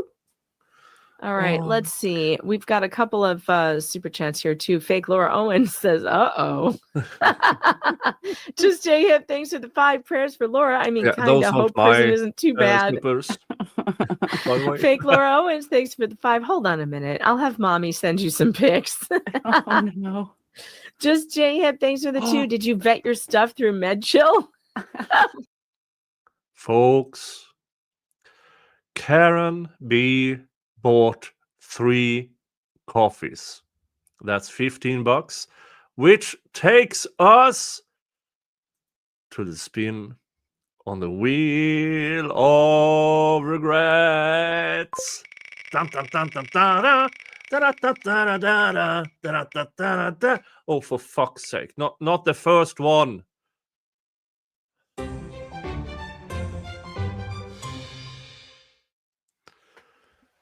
Oh, where's my spoon? Where's my spoon? Where's my spoon? There's my spoon. There's my spoon.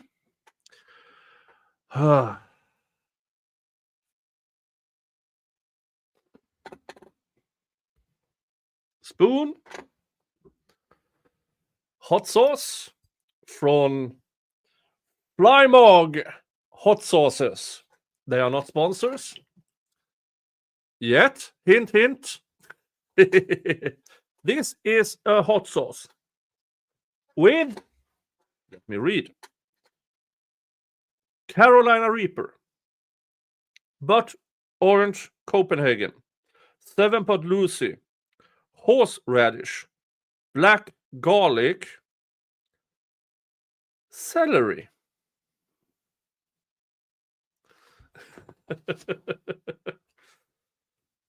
Oh.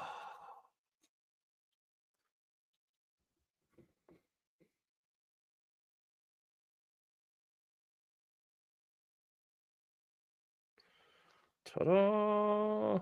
Let's see here. Da, da, da. You paid for it. Thanks. This is why it's called Wheel of Regrets.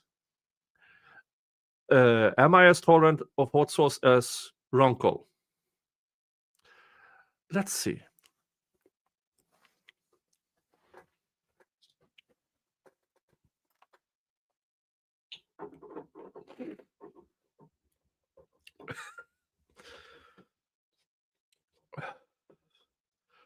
This is an 8 out of 10 hot sauce.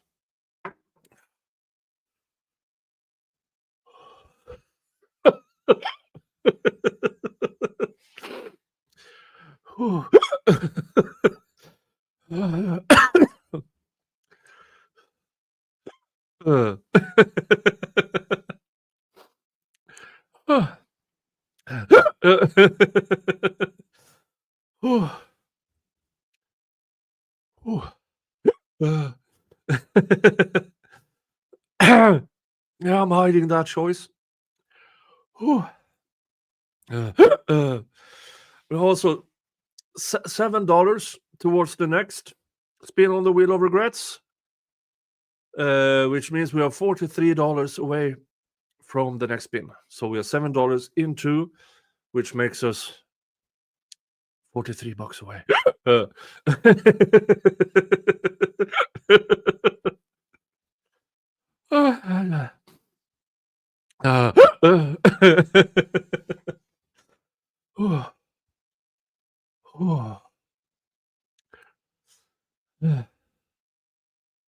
I don't have milk. I don't think I have any cream left, so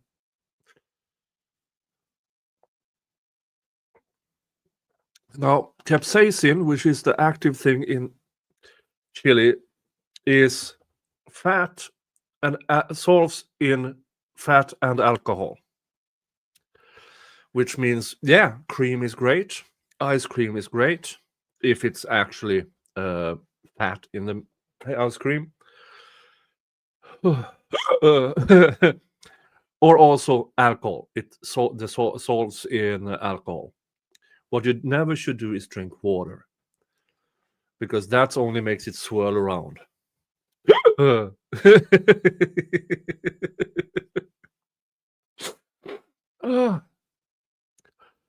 All right. Let's get back to this.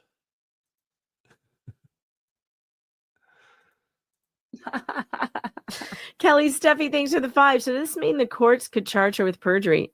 Yes. Yet again, she could be referred to the California prosecutor for perjurious statements in court. And this will get She awkward. cannot get out of her way. What? She's determined to go to jail in several states for the rest of her life. She's determined to make it life, you know? I'm here for Just it. Jay, me too. Just Jay Hip, thanks for the 2. I'll finally admit I can't fix her. Congratulations, Jay. Congrats, Jay, for finally figuring that out. And also, You haven't tried hard enough, Jay. stop sharing ice cream with my co-host off the same spoon. It's gross. weird. Okay, Ugh. it's the grossest, weirdest thing I ever saw. It was awful. It was terrible. Fake Laura Owens, thanks to the 5. Modified child. I rode a 2-foot tall pony and jumped a half-foot wall. It was so scary. TMNMT, thanks to the 2. Doesn't LO compete against children? Why, yes, she does. Yeah. Yes. There are also adults in there, but like Imagine- it's basically for adults who don't want to go. Imagine being a 36-year-old woman who's been doing equestrianism her entire life, who competes against children in order to win. Yeah. Past the children's category because they don't want to do any higher jumps. Right. So they just stick to the low jumps, and it's probably good for a person her age. She probably doesn't want to be taking a risk that she'll fall and break a hip, because it's all over after that. You know this. All downhill after you break It's it. all downhill after you break a hip, Like and you then said, it's for my the age of the sciatica. horse too, but You I gotta think get she has used the same heating horse pad. It's for terrible. like 6 or It's 7 awful. years. Terrible. So And she's Fake never Laura Owens, thanks for competed the 5. against Qualifying? anybody else. You ride than one of those children. back and forth rocking horses at a shopping center. Lisa B, thanks to the 5. The absolute balls on Oh, yeah. this woman. She must. Yeah. The horse is old. It's the right category for the horse. I agree.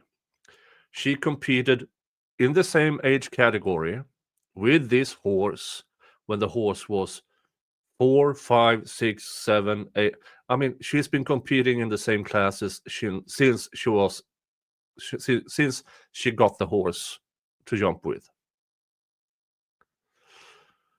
Whew.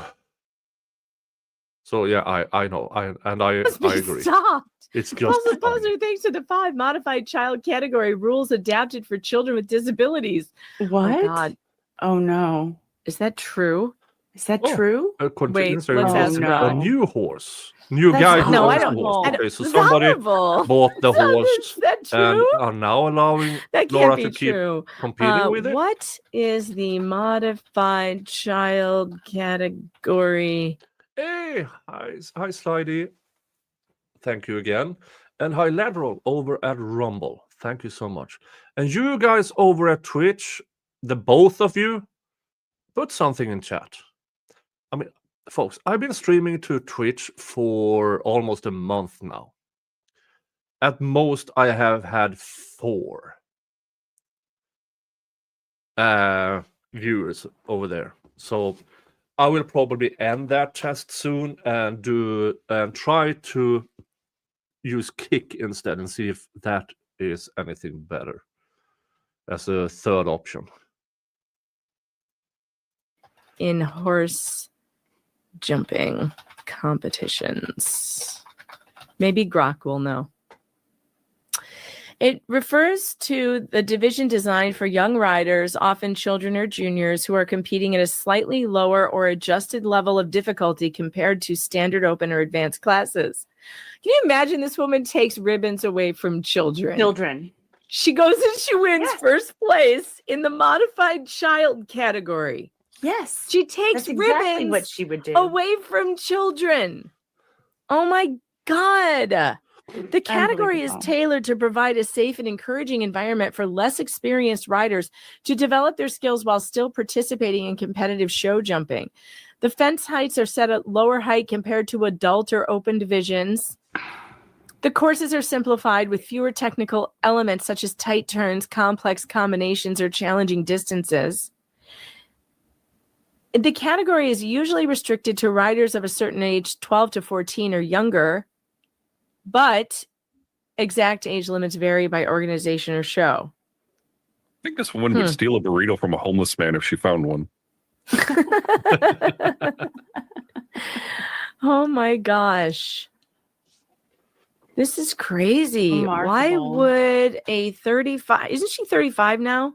Yes. Mm-hmm. Okay, why would a 35-year-old woman be allowed in this category? It's the only one that she could get first place in and feel good about herself. Yeah, but if it's for children, it says 35-year-old women would generally not be allowed to compete in modified child category, as this division is typically restricted to younger riders. However, there are fewer scenarios where an adult might appear. Oh, low adult. Okay, misunderstanding of category.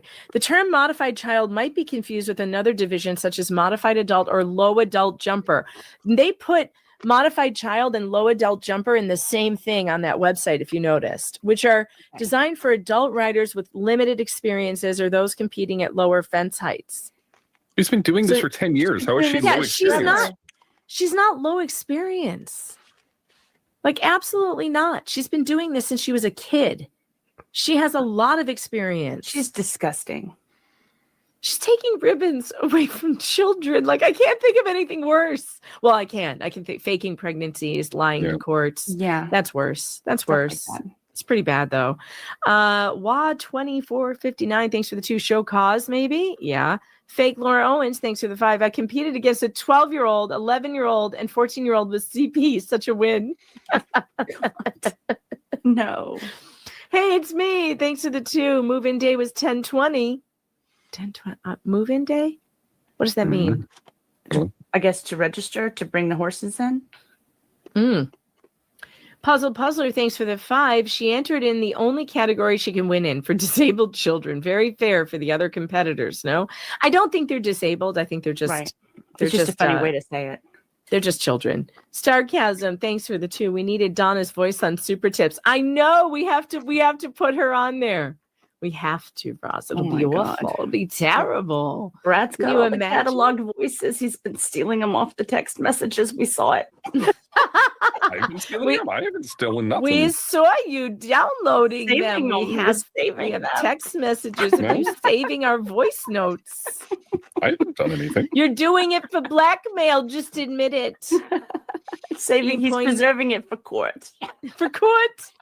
E-Poindexter member for 3 months, and it's right there on the CE page too. So she can't say the pick is from another day.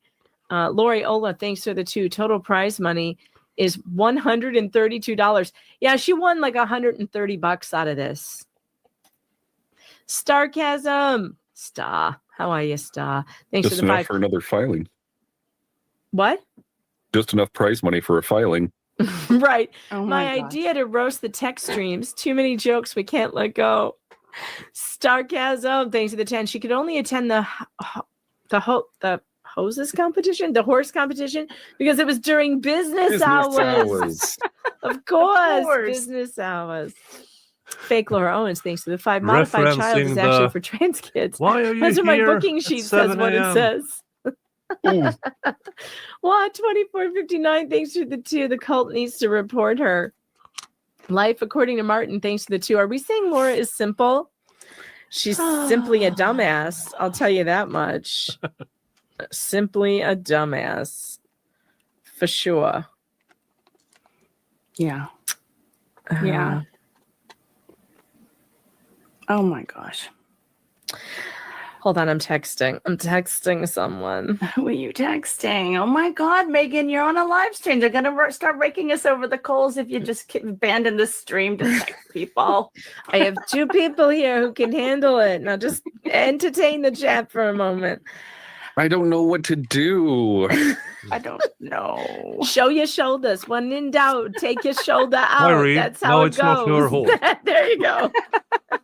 She's The competing clavicles with out. it. Gotta It's not earn her the hole. money for the GoFundMe. Clavicles? Do I have clavicles? I don't know. I'm a little fluffy today. I don't know if you can see them. The clavicles? You can't have fluffy clavicles. It's not a thing. That's not a thing. The fluff doesn't stick to the clavicle. This is the whole thing. This is why my shoulders are so good. It's just no fluff. It's just No fluff. bone. You know, it's just bone. Okay. All right, let's see. I missed somebody here. We did that one. We did that one. One Rad Tech, thanks to the 2, committing perjury in the show ring too. Yeah, well, Timmy the Dog 5, thanks to the $5 super sticker. Appreciate that. And Ann Tuttle 7712, thanks to the 10. Do you think her attorney Josh is thrilled been a with long this time new since I development? had that Oh, many I'm sure they supers to absolutely read. can't stand her. Imagine what it must be like to be her defense That's her attorney. life. Like imagine. Criminal trials. Folks. It's in state though. That Josh or- really doesn't care. Yeah. It's the making the statements in California that's really going to bite her. Yeah. DMNMT, thanks for the 5. I would think you'd have to get Did I the please horses try a minute acclimated to on the it? elevation, etc. I You don't know, we think I thought have any. that the horse was we don't know if the If I horse had, was I stabled in would. California or what. So did she have to travel to go get the horse and then bring it back? And like, did she ask for permission to I'm leave? currently munching on corn you know. snacks. So Oh my gosh, my dogs are barking. Okay. all right, so I don't think we Okay, have the rest of this is reading supers and stuff. So, folks, next subject is related to this. It is about a Scottish woman, similar to Laura Owens, but took it even further. We are talking about Kyra Cousins. Kyra Cousins, who fooled her parents, her boyfriend. She was pregnant. And she did it like this. Oh. I mean, she looks pregnant there. But then, I mean, if you fake a pregnancy, sooner or later, you have to give birth. So she faked that as well. With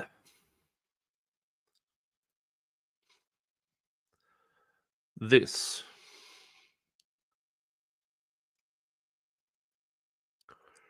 That is, you can buy that a live doll on Amazon for around $70.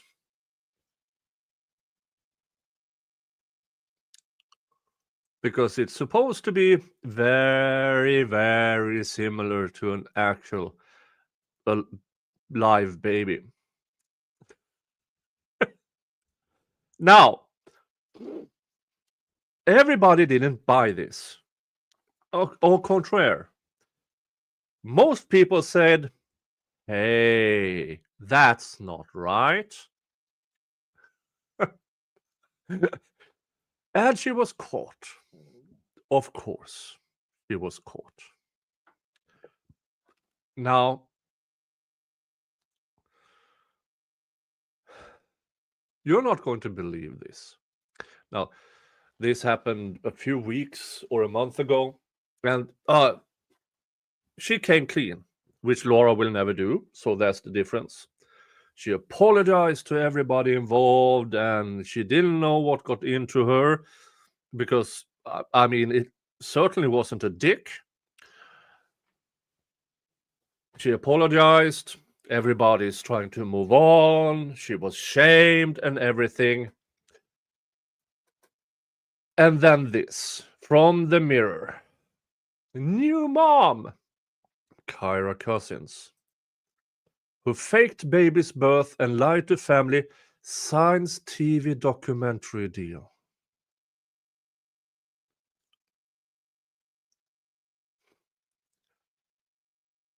Has she actually learned anything?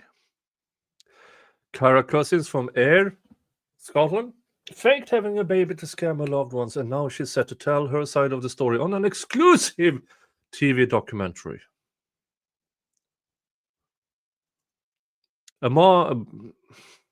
Sparked fury, duped friends and family, Now it has emerged that a 22-year-old is preparing to share her account of the hoax after agreeing terms with an undisclosed production company. A PR firm representing her. Why does she have a PR firm? Folks, she doesn't have a PR firm. The company who signed her has a PR firm assigned to her, because this bitch can't pay for anything herself. A PR firm representing her said that a public statement regarding the program's broadcast date will be issued on Monday.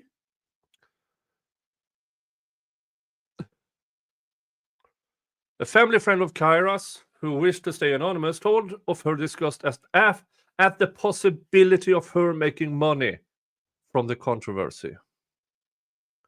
She told the Record, "I'm not surprised Kyra is capitalizing on this. She will be thriving off of all the attention. It's not right that she's making money from what she has put people through. She should be embarrassed, to be honest. She clearly needs help. She put those closest to her through a world of hurt, and she is still going." The woman also revealed that she has been contacted by documentary producers but declined to speak to them. She continued, "I was offered money from a production company who said they were making a program on Kyra. They told me they were from London. They specialize in premium documentaries for major streamers. I'm sure there are some who are happy to make money out of this, but I haven't even replied."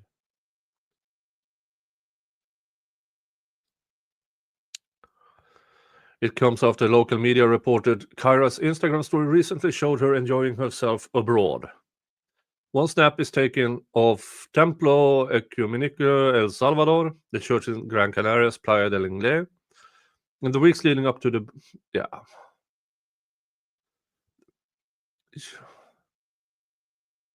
Yeah, I mean, what on God's green earth? Now you can go to the mirror and read the rest of it yourself. I don't want to infringe of... But this is a well-known story. Very, very well-known story. Decent Spanish accent. Danke. Oh. Now, for you who don't know, hi, I'm Nick. I'm a union jurist. I speak a few languages, and I understand more because at one point I was a documents analyst in the European Union, in the European Parliament. And for that, I had to...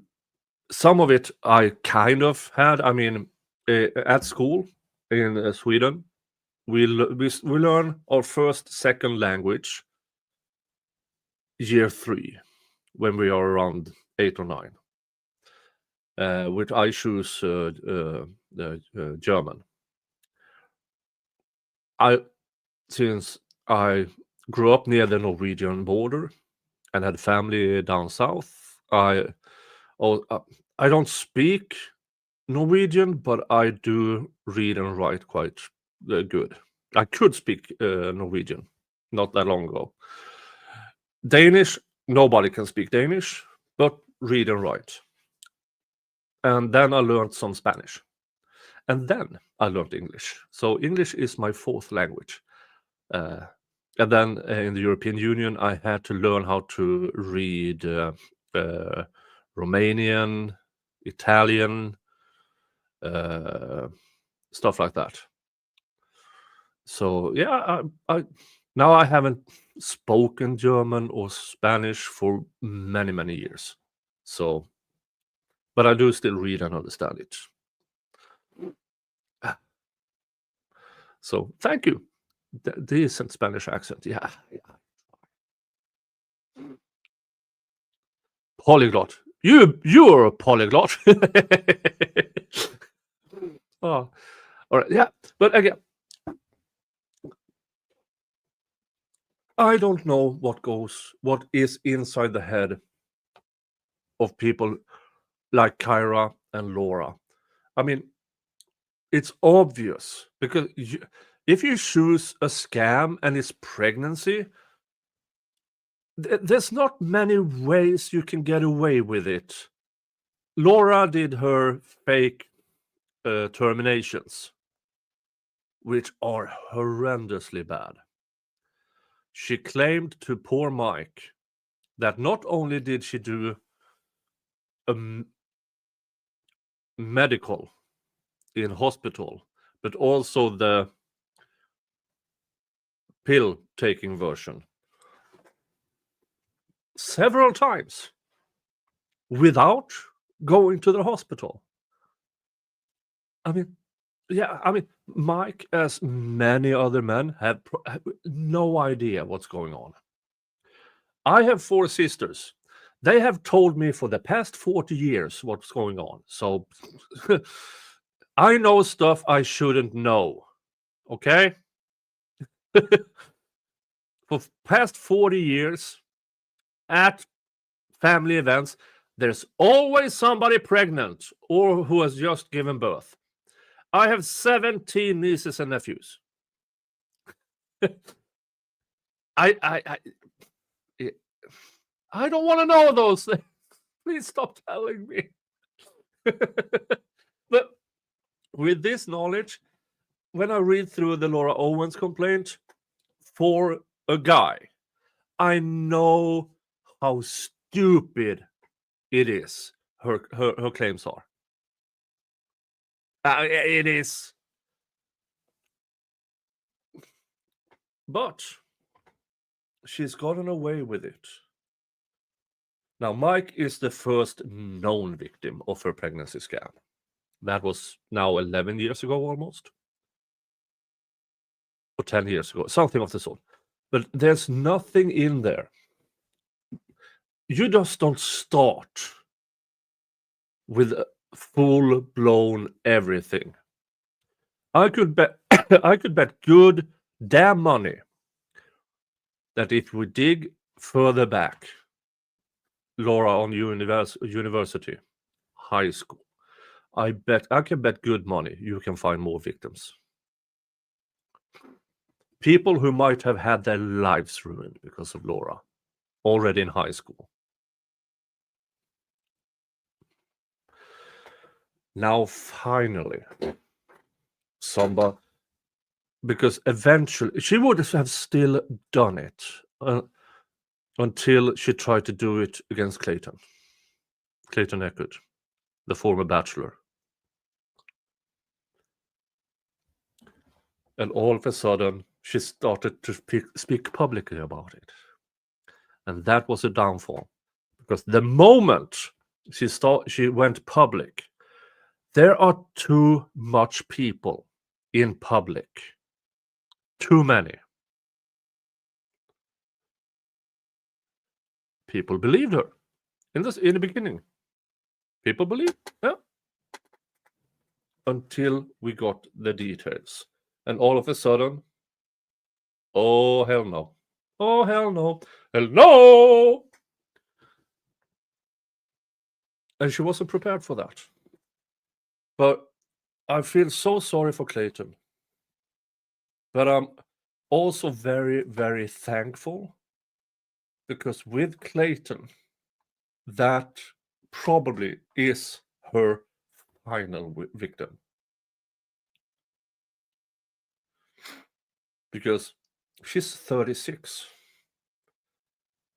She's out in the public. Everybody knows. Everybody knows. And she doesn't have any money anymore, because her dad is out of money. They filed for bankruptcy. They can't finance her anymore. So she's all alone. All alone. So without daddy's money, and she's getting older, it's getting harder. Now, she can probably still try to do pregnancy scans well into her 40s. Physically. But I sincerely doubt. Because the men she goes after are the men who Googles her.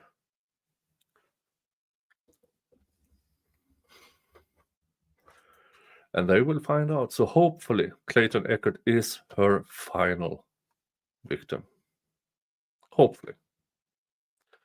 Hopefully. All right, let's check in on... There's no news from the Alicia Andrews. We had a jury question a while ago. Now, I wonder if... Yeah. All right. Next. Sandra Birchmore. Now,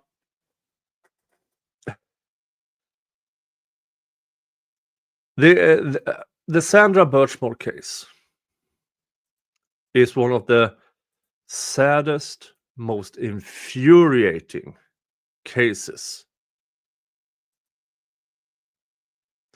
Because at age 12 or 13, she joined this voluntary kids program run by cops, where she sadly met Mr. Caldwell. Fuck, what is his name again? Oh,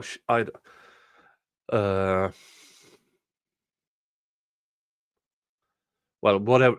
I don't remember his name, but the guy who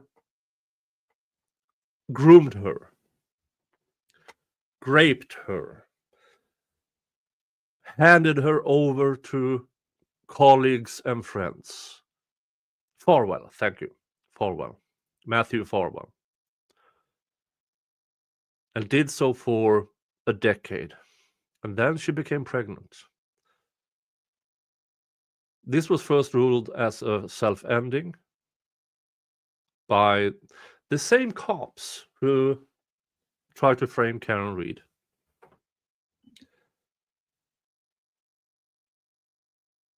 But thanks to the FBI or the federal government, who looked into it more, he killed her. Allegedly, he's not stand trial yet. Now he's charged with ending the life of the fetus as well. So 2 counts in the federal court: murder and murder of the fetus.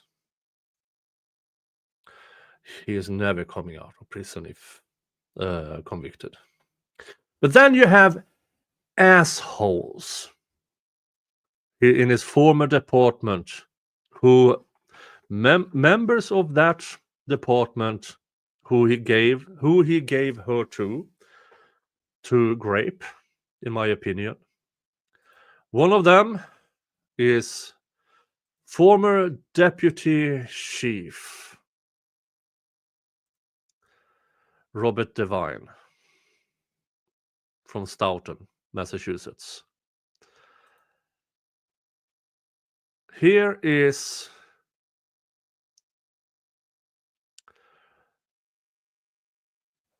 the story about Robert Devine and what he is facing.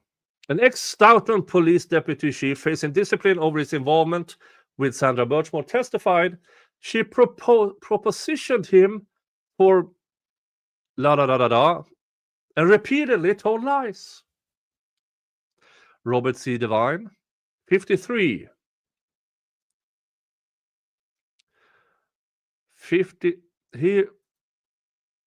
Since he was in his mid-40s until the death,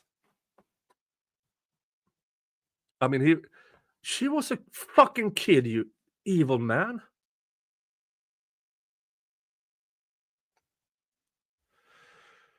How far along was she? I believe 12 weeks. 12 weeks. Robert Devine, 53, described his interactions with Birchmore and testified that she, quote-unquote, pretty much lied about everything. As he stated his defense in secret adjudicationary proceedings in July before a hearing officer for the Peace Officer Standards and Training Commission, or POST. Devine's testimony was made public Thursday when Post published more than 15 hours of redacted hearing videos on the agency's YouTube page. Quote, "My name has been dragged through the mud for the last 3 years for something I didn't do. Liar. This is about my name." Kenneth J. Fishman, the retired Superior Court judge who presided over the hearing, issued findings and recommendations in Devine's case on October 10th, according to a Post spokesperson. The agency is keeping Fishman's ruling secret for now on the grounds that commissioners have yet to vote on his recommendations. Devine has until next month to challenge Fishman's findings. Post Division of Police Standards, which is prosecuting the case, wants to prohibit Devine from regaining his certification to work in law enforcement. His certification lapsed after he retired from the Stoughton Force in 2022. Yeah. Devine testified that he doesn't want to resume his law enforcement career, but he is fighting efforts to discipline him to clear his name. He said he now works as an attorney. For fuck's sake. Mainly providing estate planning services. Devine and his lawyer, Robert Starow, didn't respond Thursday to a request for comment. And then they talk about, okay, let's see. Farwell has pleaded not guilty, DNA testing excluded Farwell as the father, and it's not clear whether investigators have established paternity. In his hearings, Devine testified that in the fall of 2020, when Birchmore was 23, he drove up to his police cruiser in a church parking lot in Stoughton and inquired why he wouldn't. She drove up to his police cruiser and inquired why he wouldn't just give in and have sex with her. That is Mr. Farwell grooming her since she was 14, where he raped her when she was still a minor, training her to be a fucking sex doll to his fellow officers. Hey, Stevens! W. Stevens became a YouTube member. Thank you so much. That is another $3 towards the goal of the next spin on the wheel. We were at $43. Now it's $40 to the next spin on the wheel of regrets. Let me check the email. No, nothing more there. Did I miss anything? I don't think so. No. So $40 to the next spin on the wheel of regrets. Thank you so much. No, you now have access to all my members only videos and streams, which are literally hundreds of hours. And you also have your own emojis on YouTube. Nick, you handsome devil. I watch you often, but had to send a hug. Oh, thank you. Thank you so much. That is so sweet of you. That is so sweet of you. Is that you, Wanda? Yeah, I don't know. Okay. Let's continue with Just Give In. He said Birchmore alluded to having X with Farwell and his twin brother, William, another former Stoughton police officer. What she said to me was, when she was propositioning me, Matt and Billy like it, Devine said. He added that he didn't believe Birchmore's accounts of having XS with the Farwell brothers because she had previously lied repeatedly about being pregnant.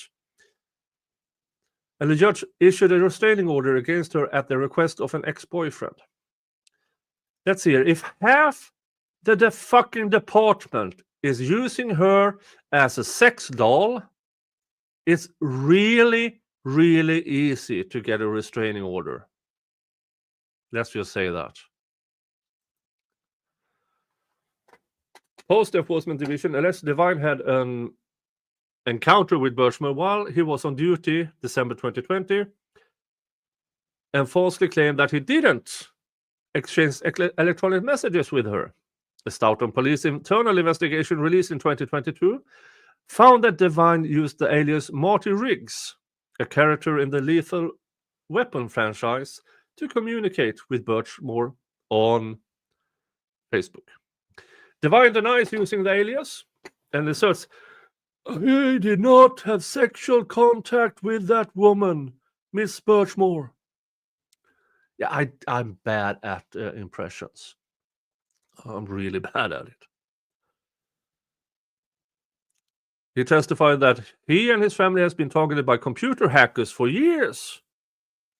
Yeah, those damn hackers who seems to be really conveniently positioned to write explicit, very, very interesting messages in his name, which he never discovered for years. Years, I say, years. Oh, Sparkyzilla over at Rumble. Thank you so much. A $5 Rumble rant. I can't bring up Rumble. There. Wait a minute. Why doesn't it show? I don't know why it doesn't. Sparkyzilla supporter, $5, contributing just a bit to the next stream. Thank you so much. Thank you. We are now $35 from the next spin on the Wheel of Regrets. Thank you so much. I might remove the hot sauces from the wheel and just have drinks, because it's 2 hours and 20 minutes in. I'm almost sober again. But thank you, Sparkyzilla. That is very, very nice of you. Thank you so much. Dun, dun, dun. Yeah, hackers so conveniently. When isn't it very, very convenient that they only get caught? He only discovered he has hackers.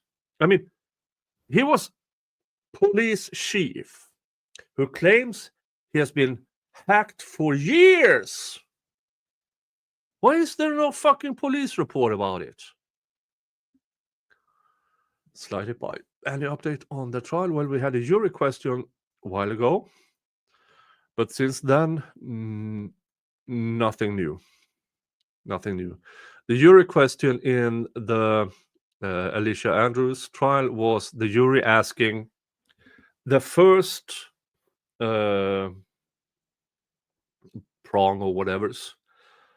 Does that apply to second degree as well? And that prong was about intent. And which makes me believe that they are probably already have removed murder one. Oh yeah, Matthew. They went to deliberate immediately. And the judge said, if you're staying late, there will be plenty of officers around. So we might get a verdict today. And thank you, Life in General. Aussie $30, which is, I have no idea. But you know what? That's $30. I will not count in Zimbabwe dollars because, I mean, 30 Zimbabwe dollars is like less than a cent. But I will count in Australian dollars, which means, dun, dun, dun, I think. Yeah, I'm not bad. I'm not good at math. I'm really not good at math. But what I will do is, hot sauce is fun. I will have one hot sauce left.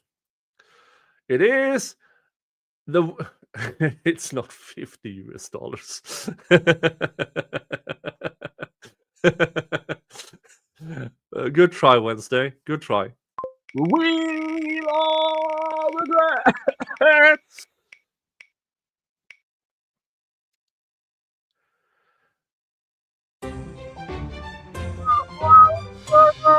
Which one is that? Oh, it's back there.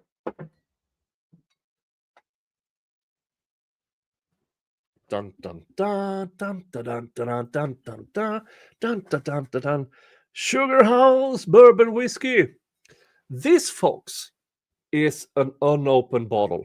So let's break this in. Oh, open sesame. Dun dun. I've never tried this one. I bought this in. This is handcrafted in the Wasatch Mountains, Utah. Yes, I bought this in my US trip in September when I went to Utah.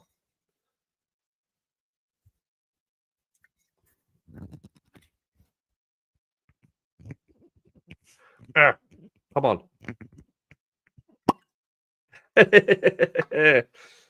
Now, since it is a Utah whiskey, I will.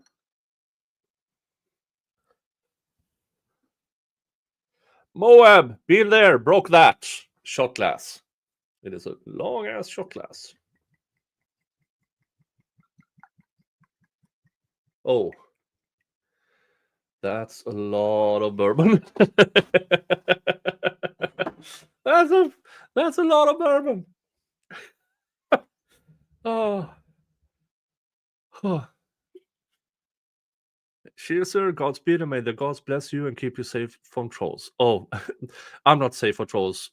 Earlier today, I had to ban another one. It was really bad. He tried to tell me to shut the fuck up on my own channel. Okay.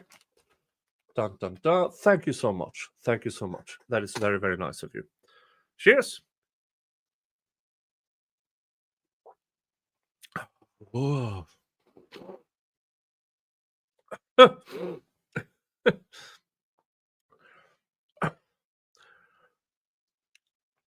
that's smooth. Very, very brown sugary. Bit honey. Light tones. Oh, that's good. That's damn good. Oh, that's damn good. Now, oh, that was good. Now, I do the shots. I might, after this stream and everything is done, I might pour myself a little glass of it as well. Thank you so much again. Thank you so much. Now, we are $50 away from the next spin again. All right, where were we? High choice. And where is it? Where is it? Not there. There. We were there. We were there. Yeah, he blamed hackers, of course. Let's see. There. Denies using the alias and associated blah blah blah blah. He testified that his family has been targeted by computer hackers for years, and he never had the Facebook Messenger app that Birchmore used to communicate with the person identified as Martin. If you have Facebook, you have Messenger. The violent accused out on police internal investigation of being biased against him. It accused the department leaders of unfairly scrutinizing him. Sir, under your command, half the department used Sandra Birchmore as a fucking sex doll.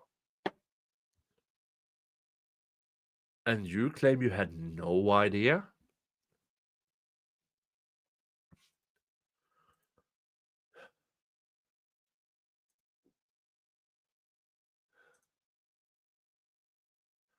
Hold on.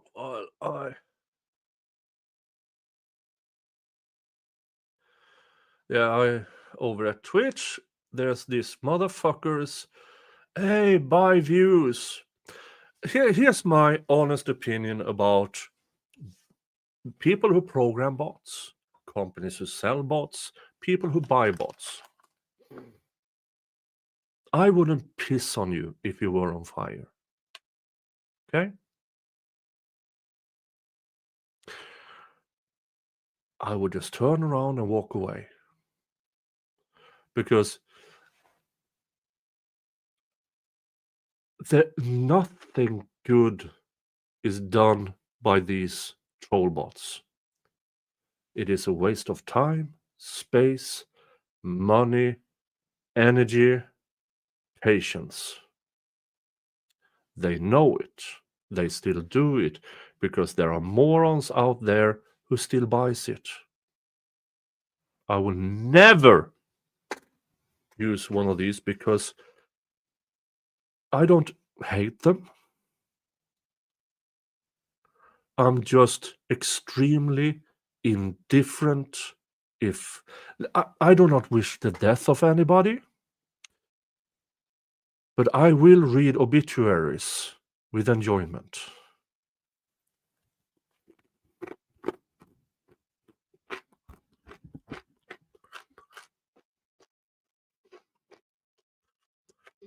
All right, let's continue. And his testimony covered the 10 years or so that he knew Birchmore. So he knew Birchmore for 10 years. Which means he basically knew her from she was a minor until she died. Weird. In 2019, he said Birchmore took a self-defense course taught by his wife, a Quincy police officer, and asked if she would mentor her. The pair exchanged cell phone numbers, but Devine testified he counseled his wife against mentoring Birchmore. I said, don't do that. Every time a police officer gives her contact information, it never stops. She ends up having to be blocked. Because she was groomed by Farwell as a sex doll to your officers under your command. from the age of 13. There's no way Divine had no idea about this. Here's the thing about Farwell. He volunteered for that youth cop program. Volunteered. That tells me he was looking for his next victim. Why do I say next victim? Because that type of grooming that Farwell did to Sandra Birchmore does not come out of nothing. That is experience. There are hundreds and hundreds and thousands of similar cases all around the world. Tens of thousands, hundreds of thousands. There are studies being done about this. When they get to the level that they, in a matter of just a few months, can groom a 13, 14-year-old, they have done it for years. Trial by error or finding tips online by other disgusting. Dig into Matthew Farwell's past, I can almost guarantee there are more victims. You don't start out like that. It's the same in the case out of Arizona. Well, this is Massachusetts, but Arizona with the Aaron Spencer case. Aaron Spencer found his daughter in the truck of her rapist, 67-year-old groomer and rapist. Now, I have looked into that motherfucker, not Aaron, the groomer. He's from Hamlet, Indiana. His first known victim has come out. A victim from 1989. And hold on, I have to.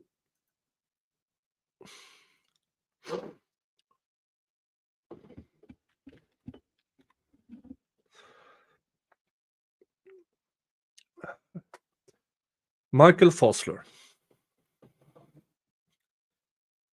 a police chief in Hamlet, Indiana. He was mid-20s when he impregnated this 15-year-old girl via rape in Hamlet, Indiana. Now, she did the termination. People back then knew, because he liked to hang around middle schools and high schools in the 1980s. And then, a few years later, he ends his police career for unknown reasons. Sure, unknown. Joins the army, does a few years, get out of the army, starts a trucking company. And all of a sudden he shows up in the Aaron Spencer case as a full-blown groomer and rapist.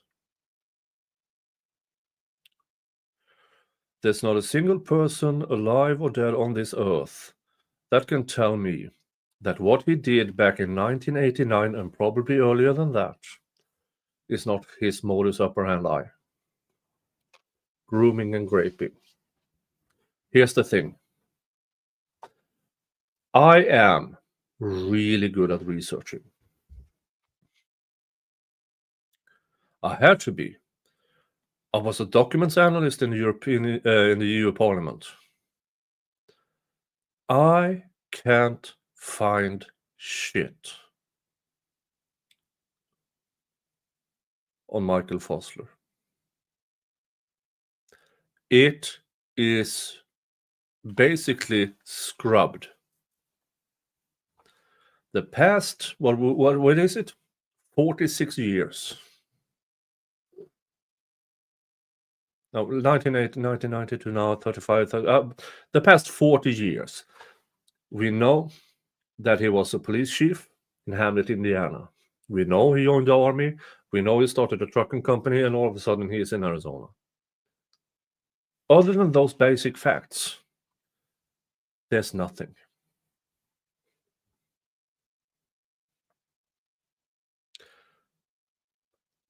Yeah.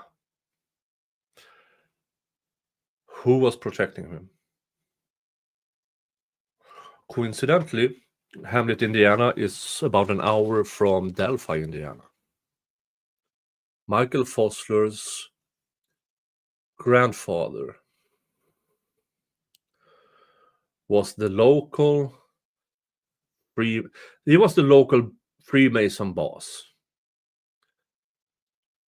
That family is still in Hamlet, Indiana, still runs the Freemasons there.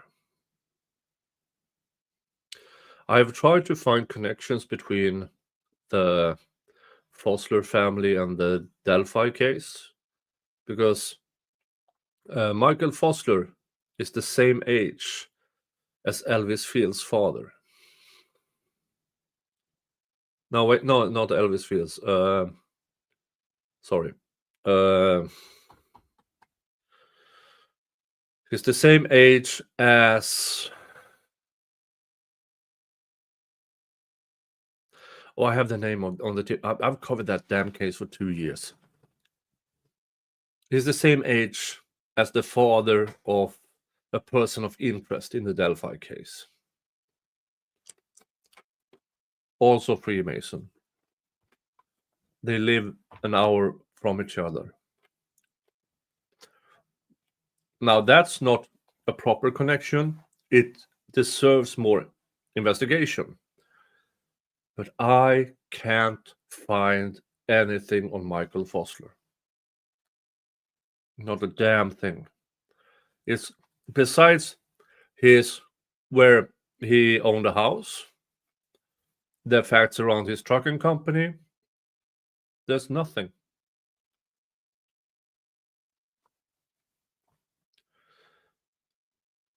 That he was, I mean, extremely few people leaves that few tracks. Extremely few.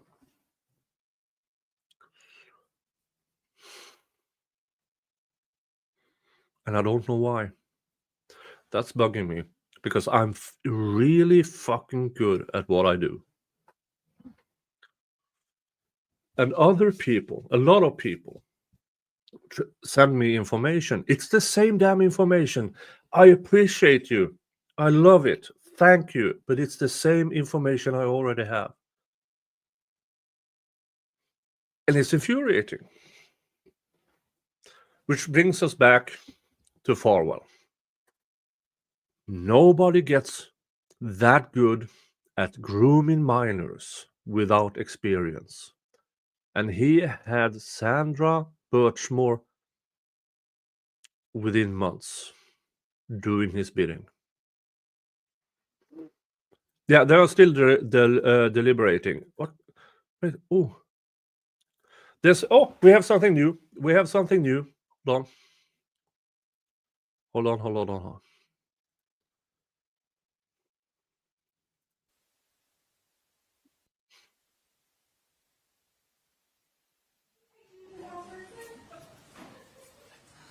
Okay, it is now 9:52. So I'm going to just bring the jurors in, just let them know I recognize it's getting late, and I'm going to give them the option to continue working tonight if they wish, or to come back if they wish. Okay? And I'll just let them make the call. This is not meant to be torture. All right? Okay, bring them in. This is the Alicia Andrews is charged with murder 1 and conspiracy by proxy. so to speak. My principal. That's Because her boyfriend killed, allegedly, Julio Folio, a trap rapper out of Jacksonville, Florida. According to me, I lack these final puzzle pieces to actually connect her to it.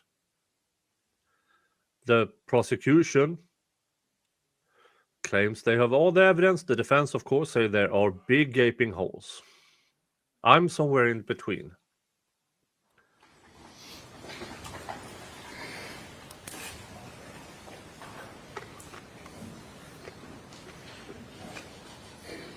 This is the reason I was late to Slightly Bust Friday show. Because everyone the have a seat. prosecution. All right. Good evening, members of the jury. It is now 9:55. I will continue So I after we just listen wanted to to let this. you know, first of all, this is not meant to be torture, okay? This is not meant to be torture. And we can stay as late as you guys want to keep working. We can also recess, give you guys a break, come back next week.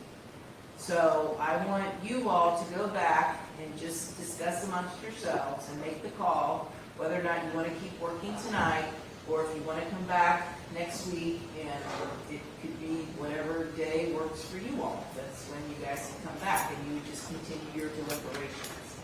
So again, I just want to emphasize that we understand you guys are making huge sacrifices for us, and we don't wish to abuse you in the process. So I'm going to have you all step back and talk, and then come back out and get what you want to do. Okay? All right? Thank you. All right.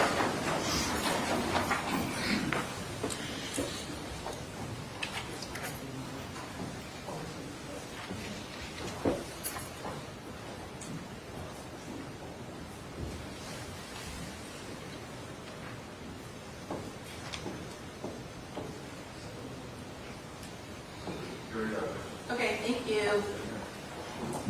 And just so you guys know, if they do come back, we're going to move to my courtroom. Okay, according to them. Okay.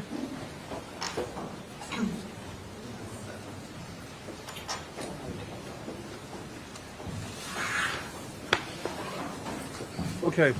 Thank you, Kiwi, for being here. Thank you for being here. Thank you so much. You have a good one, and I will see you next time.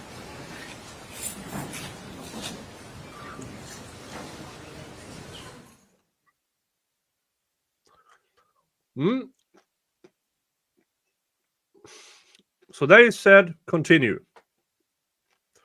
which means they are close because it's Friday. And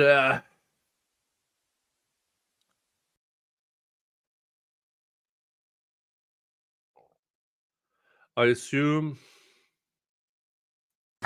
Okay, very good. Everyone have a seat. Okay, so keep working tonight or come back next week. Okay, all right, then. Yep, keep working. We're here. All right, thank you. All right. Now I went a bit further, and you can see the judge is still there. So I don't know what that means, but I will keep it in the background. Now, oh, for fuck's sake.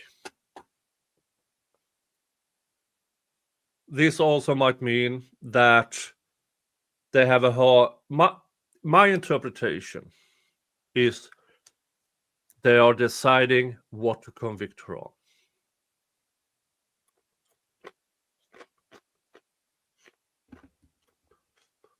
Now, if they are convicting her,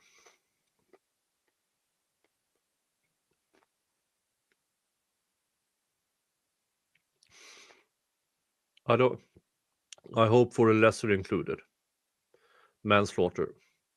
Or if they just do the fuck off with the murder counts and do conspiracy. Let's see here.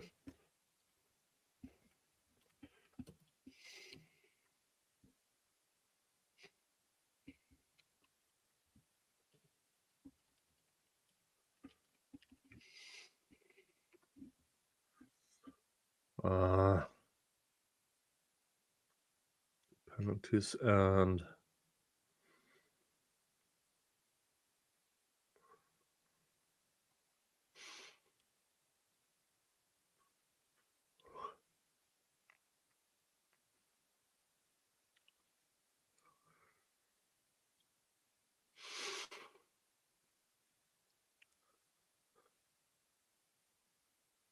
no, oh, for fuck's sake.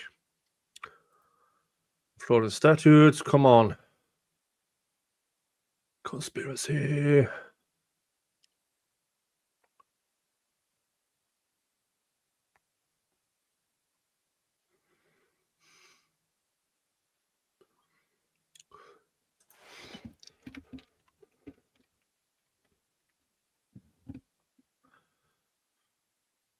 Oh, for fuck's sake.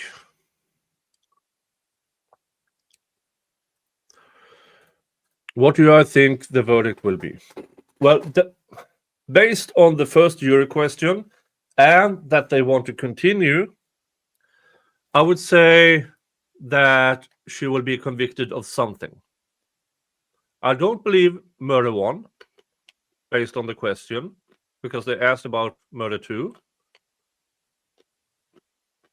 I think, this is my guess, there are a manslaughter or only conspiracy. And I would understand a conviction. Now, here's the thing. And everybody knows this. I'm very pro-defense. My standard of beyond reasonable doubt is higher than most. I understand that. I don't mind discussing it with people as long as you keep it civil. Sometimes I get things wrong. For me, it's not enough what they've shown here. Not that I don't believe she was involved, but I don't get to beyond reasonable doubt. I lack that, because, yeah, even I don't give a shit about her phone at all. There's multiple reasons why she might have erased, deleted, or given it. Here's the thing. We don't know if she deleted or if her boyfriend deleted. We don't know.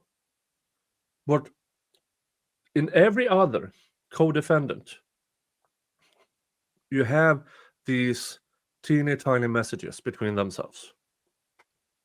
She's not in there. She's not mentioned. I needed that. Do I believe she was involved? Yeah. To the degree of beyond reasonable doubt? No. But I also understand my my level of beyond reasonable doubt are higher than most.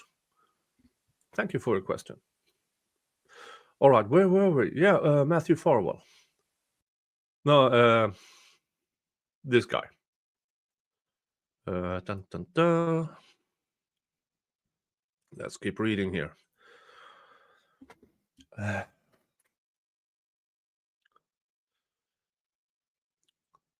He also said that his wife saved Birchmore's number on her phone under the contact name Stalker. No, that was you, by all accounts. Brian Holmes, the former Stoughton police deputy chief who led the internal affairs investigation into Devine, and the Farwell brothers also testified during the hearing. Devine and Holmes were once friends, but their relationship later deteriorated, according to testimony. Yeah, no shit, Sherlock. No shit. Devine's lawyer asked Holmes, now the police chief in Kingston, about a photograph of male genitalia found on an electronic device belonging to Birchmore. You're drawing the conclusion that that is a picture of Mr. Devine's private parts. Holmes said, I'm not. So whose private part is that? I don't know. The hearing also devolved into details about an incident during which Holmes retrieved a note written in crayon from his police department mailbox, which read, "Revenge is a meal best served cold." The testimony linked the note to a 2016 visit to the Stoughton police station by Devine's 8-year-old daughter who was using crayons. All right? That's a bit of a stretch. The girl's visit occurred soon after Devine had returned to duty following his demotion from deputy chief to patrol officer and a 60-day unpaid suspension. The sanction was triggered by an internal affairs investigation, which found Devine directed a subordinate to look into harassing messages he was receiving as he attempted to end an extramarital affair. So the fucker was already cheating on his wife. And here he is trying to take a moral high ground.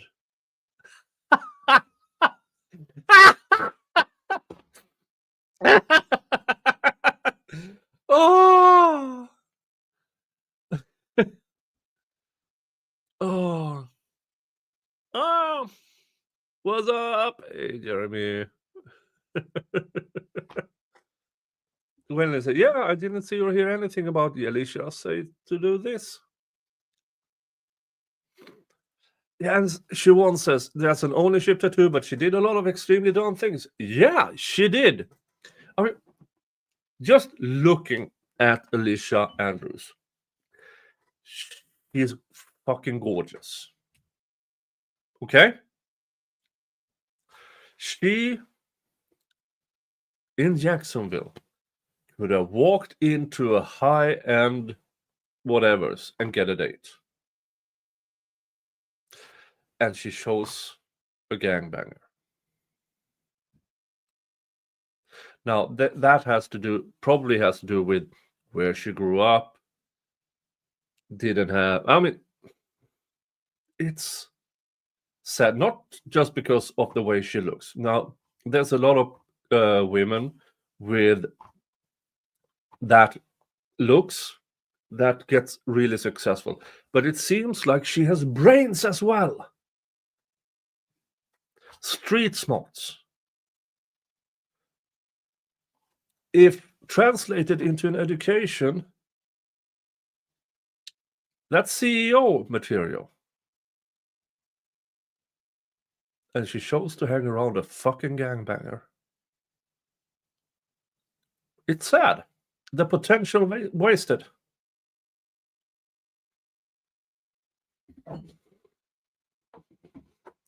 Now, where were we? Yeah. This fucker. Yeah, extramarital affair. Yeah, so he's already cheating. Devine testified that he is a Star Trek fan. And his daughter had picked up revenge line from the movie Star Trek 2, The Wrath of Khan. Khan!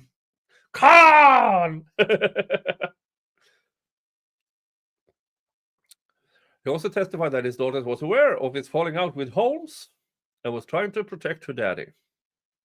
After the note was discovered, Devine's daughter was prohibited from visiting the station without authorization from Stoughton Police Chief Donna McNamara.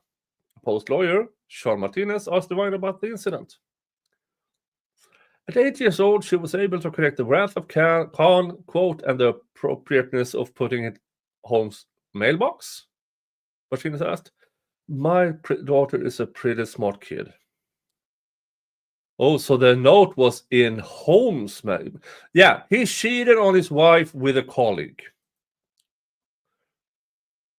And here's just background. Birchman's death was initially declared a self-ending by Morrissey and the state's medical examiner's office. Yeah, Morrissey is... Folks, I'm fat. Now, it might not translate through this. I'm somewhere between 6'3" and 6'4", and 280 pounds. I'm overweight. Okay? Morrissey is a fat fucking pig who should be homeless. Everything he has done in life is because of connection, not because he actually has the cop. They're back. They have a verdict. Defendant's present, defense counsel's present, state's present. Let's bring the jury.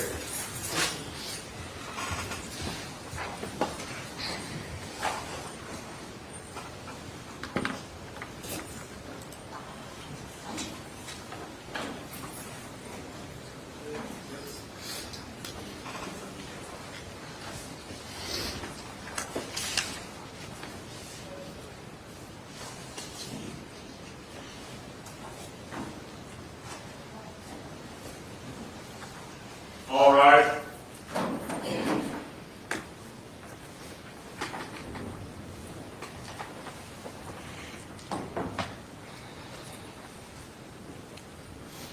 They have a verdict.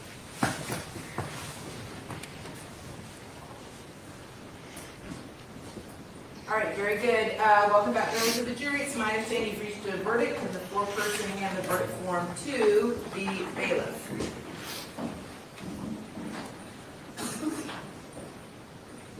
Sorry for the bad sound. Let me see. Okay, very good. Madam Clerk? Yes. Please publish the verdict. In the Circuit Court of the 13th Judicial Circuit of the State of Florida, in and for Hillsborough County Criminal Justice Division, State of Florida versus Alicia Latoya Andrews, case number 24 CF 11996, Trial Division 1, verdict form. We, the jury, find as follows as to count 1. The defendant is guilty of manslaughter, a lesser included offense. Manslaughter. We, the jury, find as follows as to count 2. The defendant is not guilty. So say we all, dated this 31st Only day of manslaughter. October 2025, signed That's a foreperson of the weird jury. fucking All right, verdict. thank you very much. Have a seat. Does either side wish me to poll the jury? Yes, sir. Okay, so ladies and gentlemen, I'm going to ask you, each of you, this is your true and correct verdict. I'm going to call you by your initials and your jury number. And I just need you to respond yes or no, okay? All right, juror number 5, initials DC. Is this your true and correct verdict? Yes. Juror number 13, initials LM. Is this your true and correct verdict? Juror number 14, initials SC. Is this your true and correct verdict? Yes. Juror 21, initials EM. Is this your true and correct verdict? Yes. Juror number 23, initials CJ. Is this your true and correct verdict? Yes. Juror number 41, initials AM. Is this your true and correct verdict? Yes.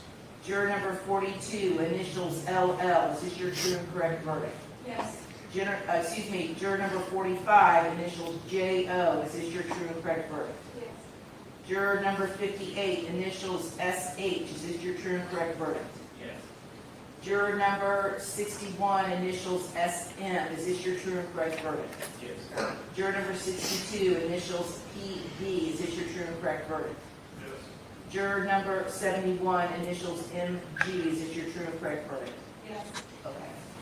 All right, very good. I have one final set of very brief formal instructions and then something a little less formal to say to you all.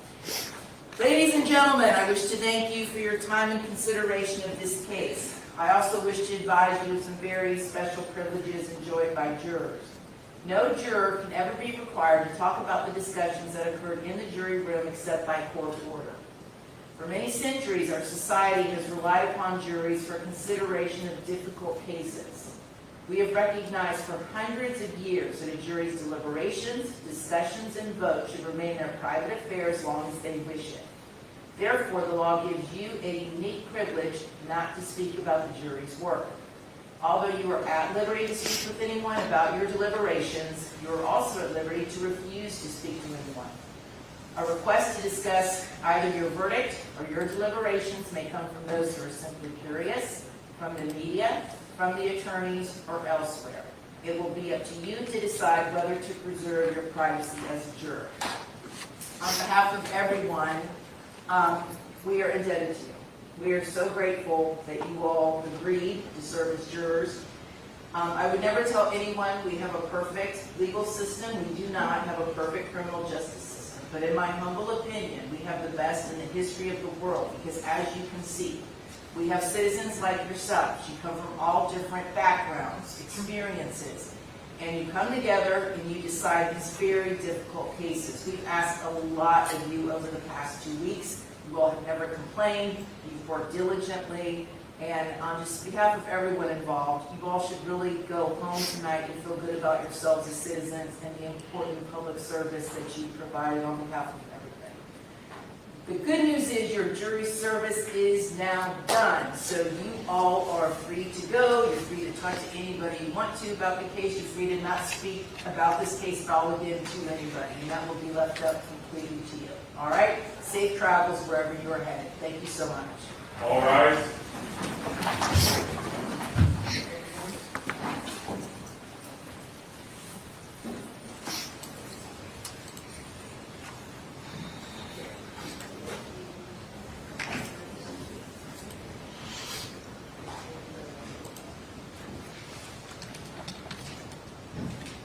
All right. Very good. You guys can have a seat. So, you all want a PSI prepared? Yes. Okay. So we're going to set up sentencing. Let's see here. I think it normally takes about 30 days for a PSI. Would that be accurate? Yes, Judge, I do believe so. Okay. So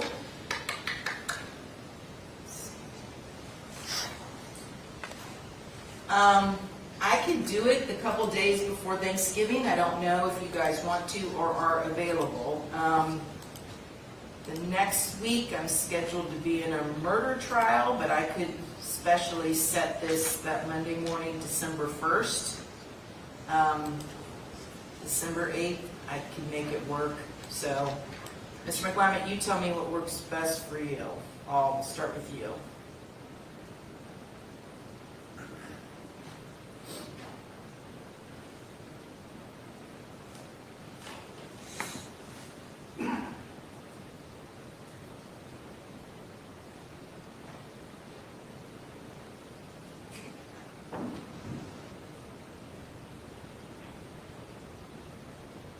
December 8th works.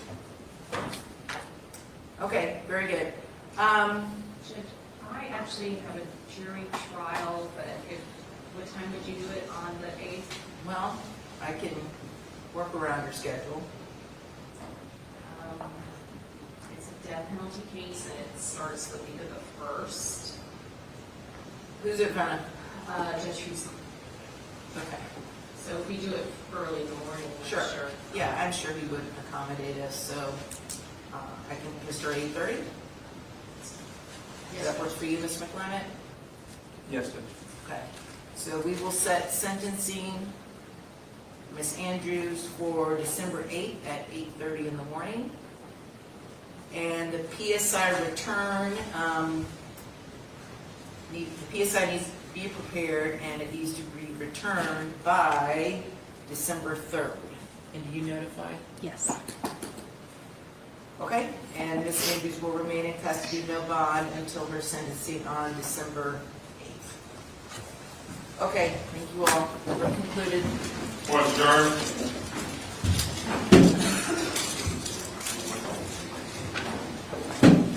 Does the jury instructions have the statute for manslaughter? Do you know? Um, Second. Yeah. The clerk just asking me what the statute number is for manslaughter. I can look it up real quick. Hold on. Is it a Well, I can say like this. Manslaughter in Florida has maximum is 15 years. 15 years. Now, in some states, there's a first-time offender rebate. In Florida, manslaughter is an exception. So there's no rebate. So max is 15 years. I don't know the most common sentences. I don't know. But this is under the judge's discretion about sentencing.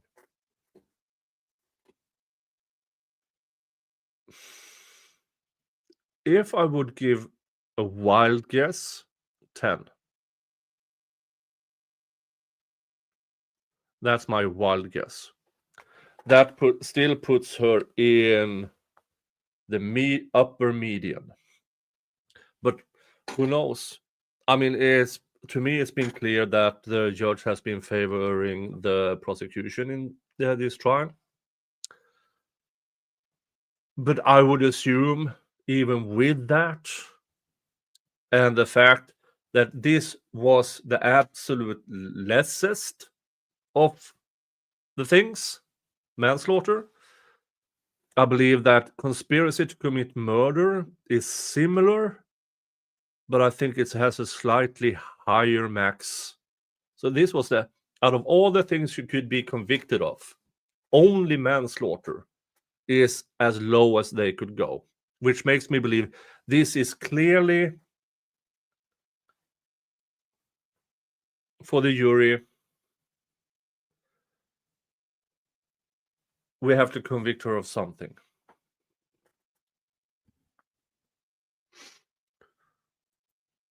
So yeah, my wild guess would be 10 years.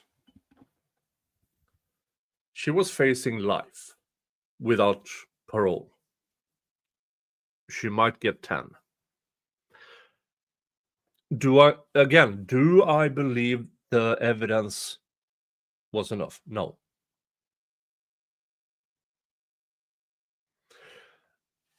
Will they appeal? Of course they will. There's always appeal.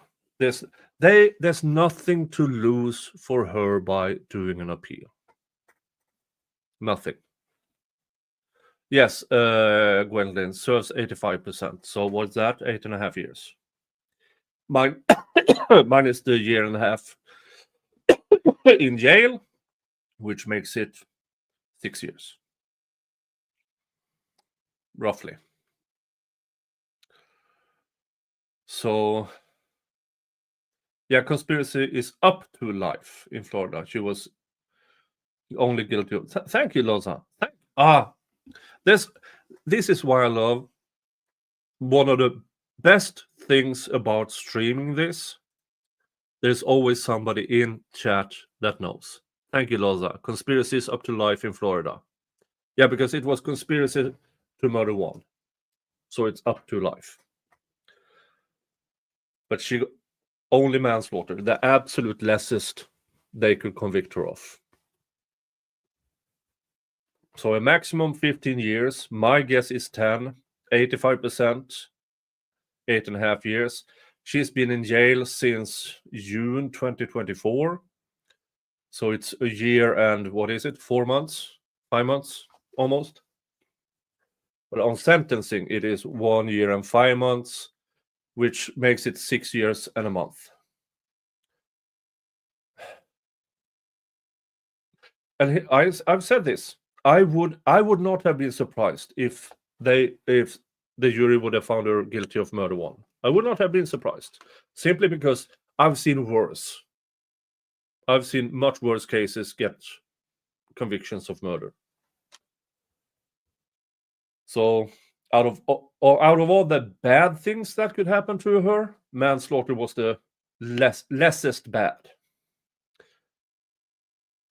But personally, I'm not guilty on this. Not because I don't believe she was involved, because I do believe she was involved in some way, shape, or form. I just can't get to beyond reasonable doubt. I just can't. I needed that one thing amongst the other co-defendants, a slip of the tongue, anything that says we have to discuss it with her. Is she in on it? Anything from the other co-defendants that implicated her. And it simply wasn't. Now, do they themselves implicate each other? Yeah. Yeah. So why didn't they mention her? But out of all the bad things that could happen, this is the lessest bad. So, my guess, now we will see by Thanksgiving what sentence she will get. Will I cover it? Yeah. Folks, gavel to gavel. That's my thing. Gavel to gavel. Speaking of gavel to gavel, the other trial I started 2 weeks ago. Tomorrow I will stream the closing arguments and what happened. It was the sorry.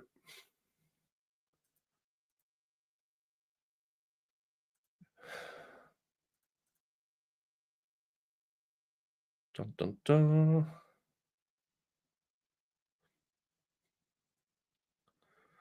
The Dustin Duran trial. I will stream the closing arguments and what the jury came back with. I will do that tomorrow.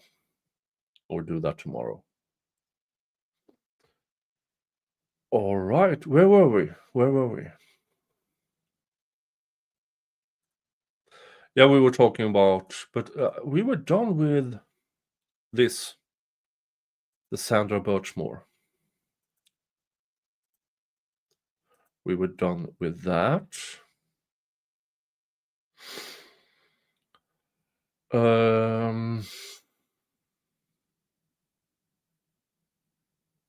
What else do you want to talk about? I mean, we're still exactly 50. We are still exactly $50 to the next spin on the Wheel of Regrets.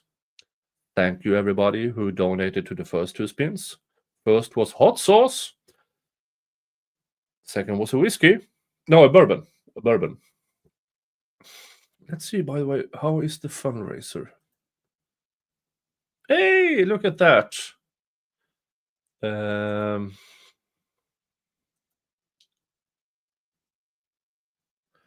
Look at that. Without actually really promoting it, another $90 to the fundraiser. So thank you so much. I take credit for those $90. Angela and Nancy, a combined $90. Thank you so much. Thank you.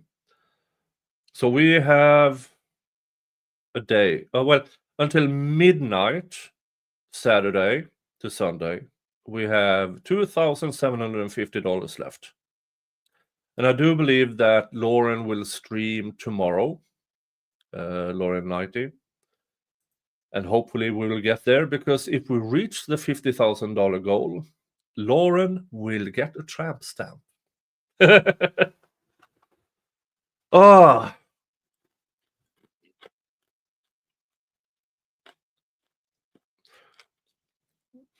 Let's see if we can find something on X to talk about.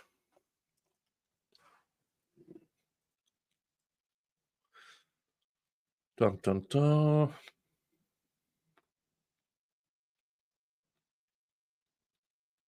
Oh, Lauren is going now. Hold on. Lauren is live now, I think.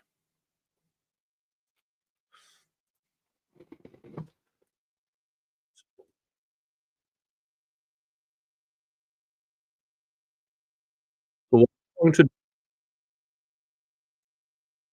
is send you guys there.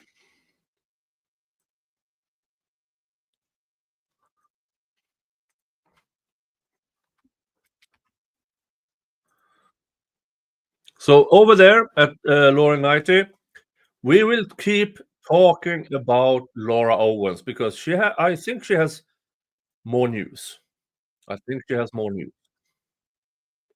So yeah, tomorrow, Dustin Duran, Delphi trial, and also I will be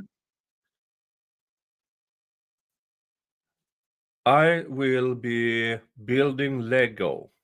It's a Lego competition between me and Steph the Alter Nerd. We've met once before, but we weren't there at the same time. She won by a few seconds, so I demanded a rematch. which is tomorrow. I think it is 9 p.m. Eastern. So it is, and you know, Steph is British. So it will be Viking versus a Viking colony in building Lego. That's tomorrow at Lego Law, Life, and Libations at 9 p.m. All right, folks. 3 hours and 15 minutes in, $90 to the fundraiser. A bunch of new subscribers, a bunch of new likes, a bunch of new views, and funds for the channel. Thank you, guys. Thank you. Thank you. Thank you. And with that, I'm going to send you over to Laura Knighty. Thank you again. Happy Halloween. And I will see you tomorrow in the next stream or video. All right. See ya. Bye-bye.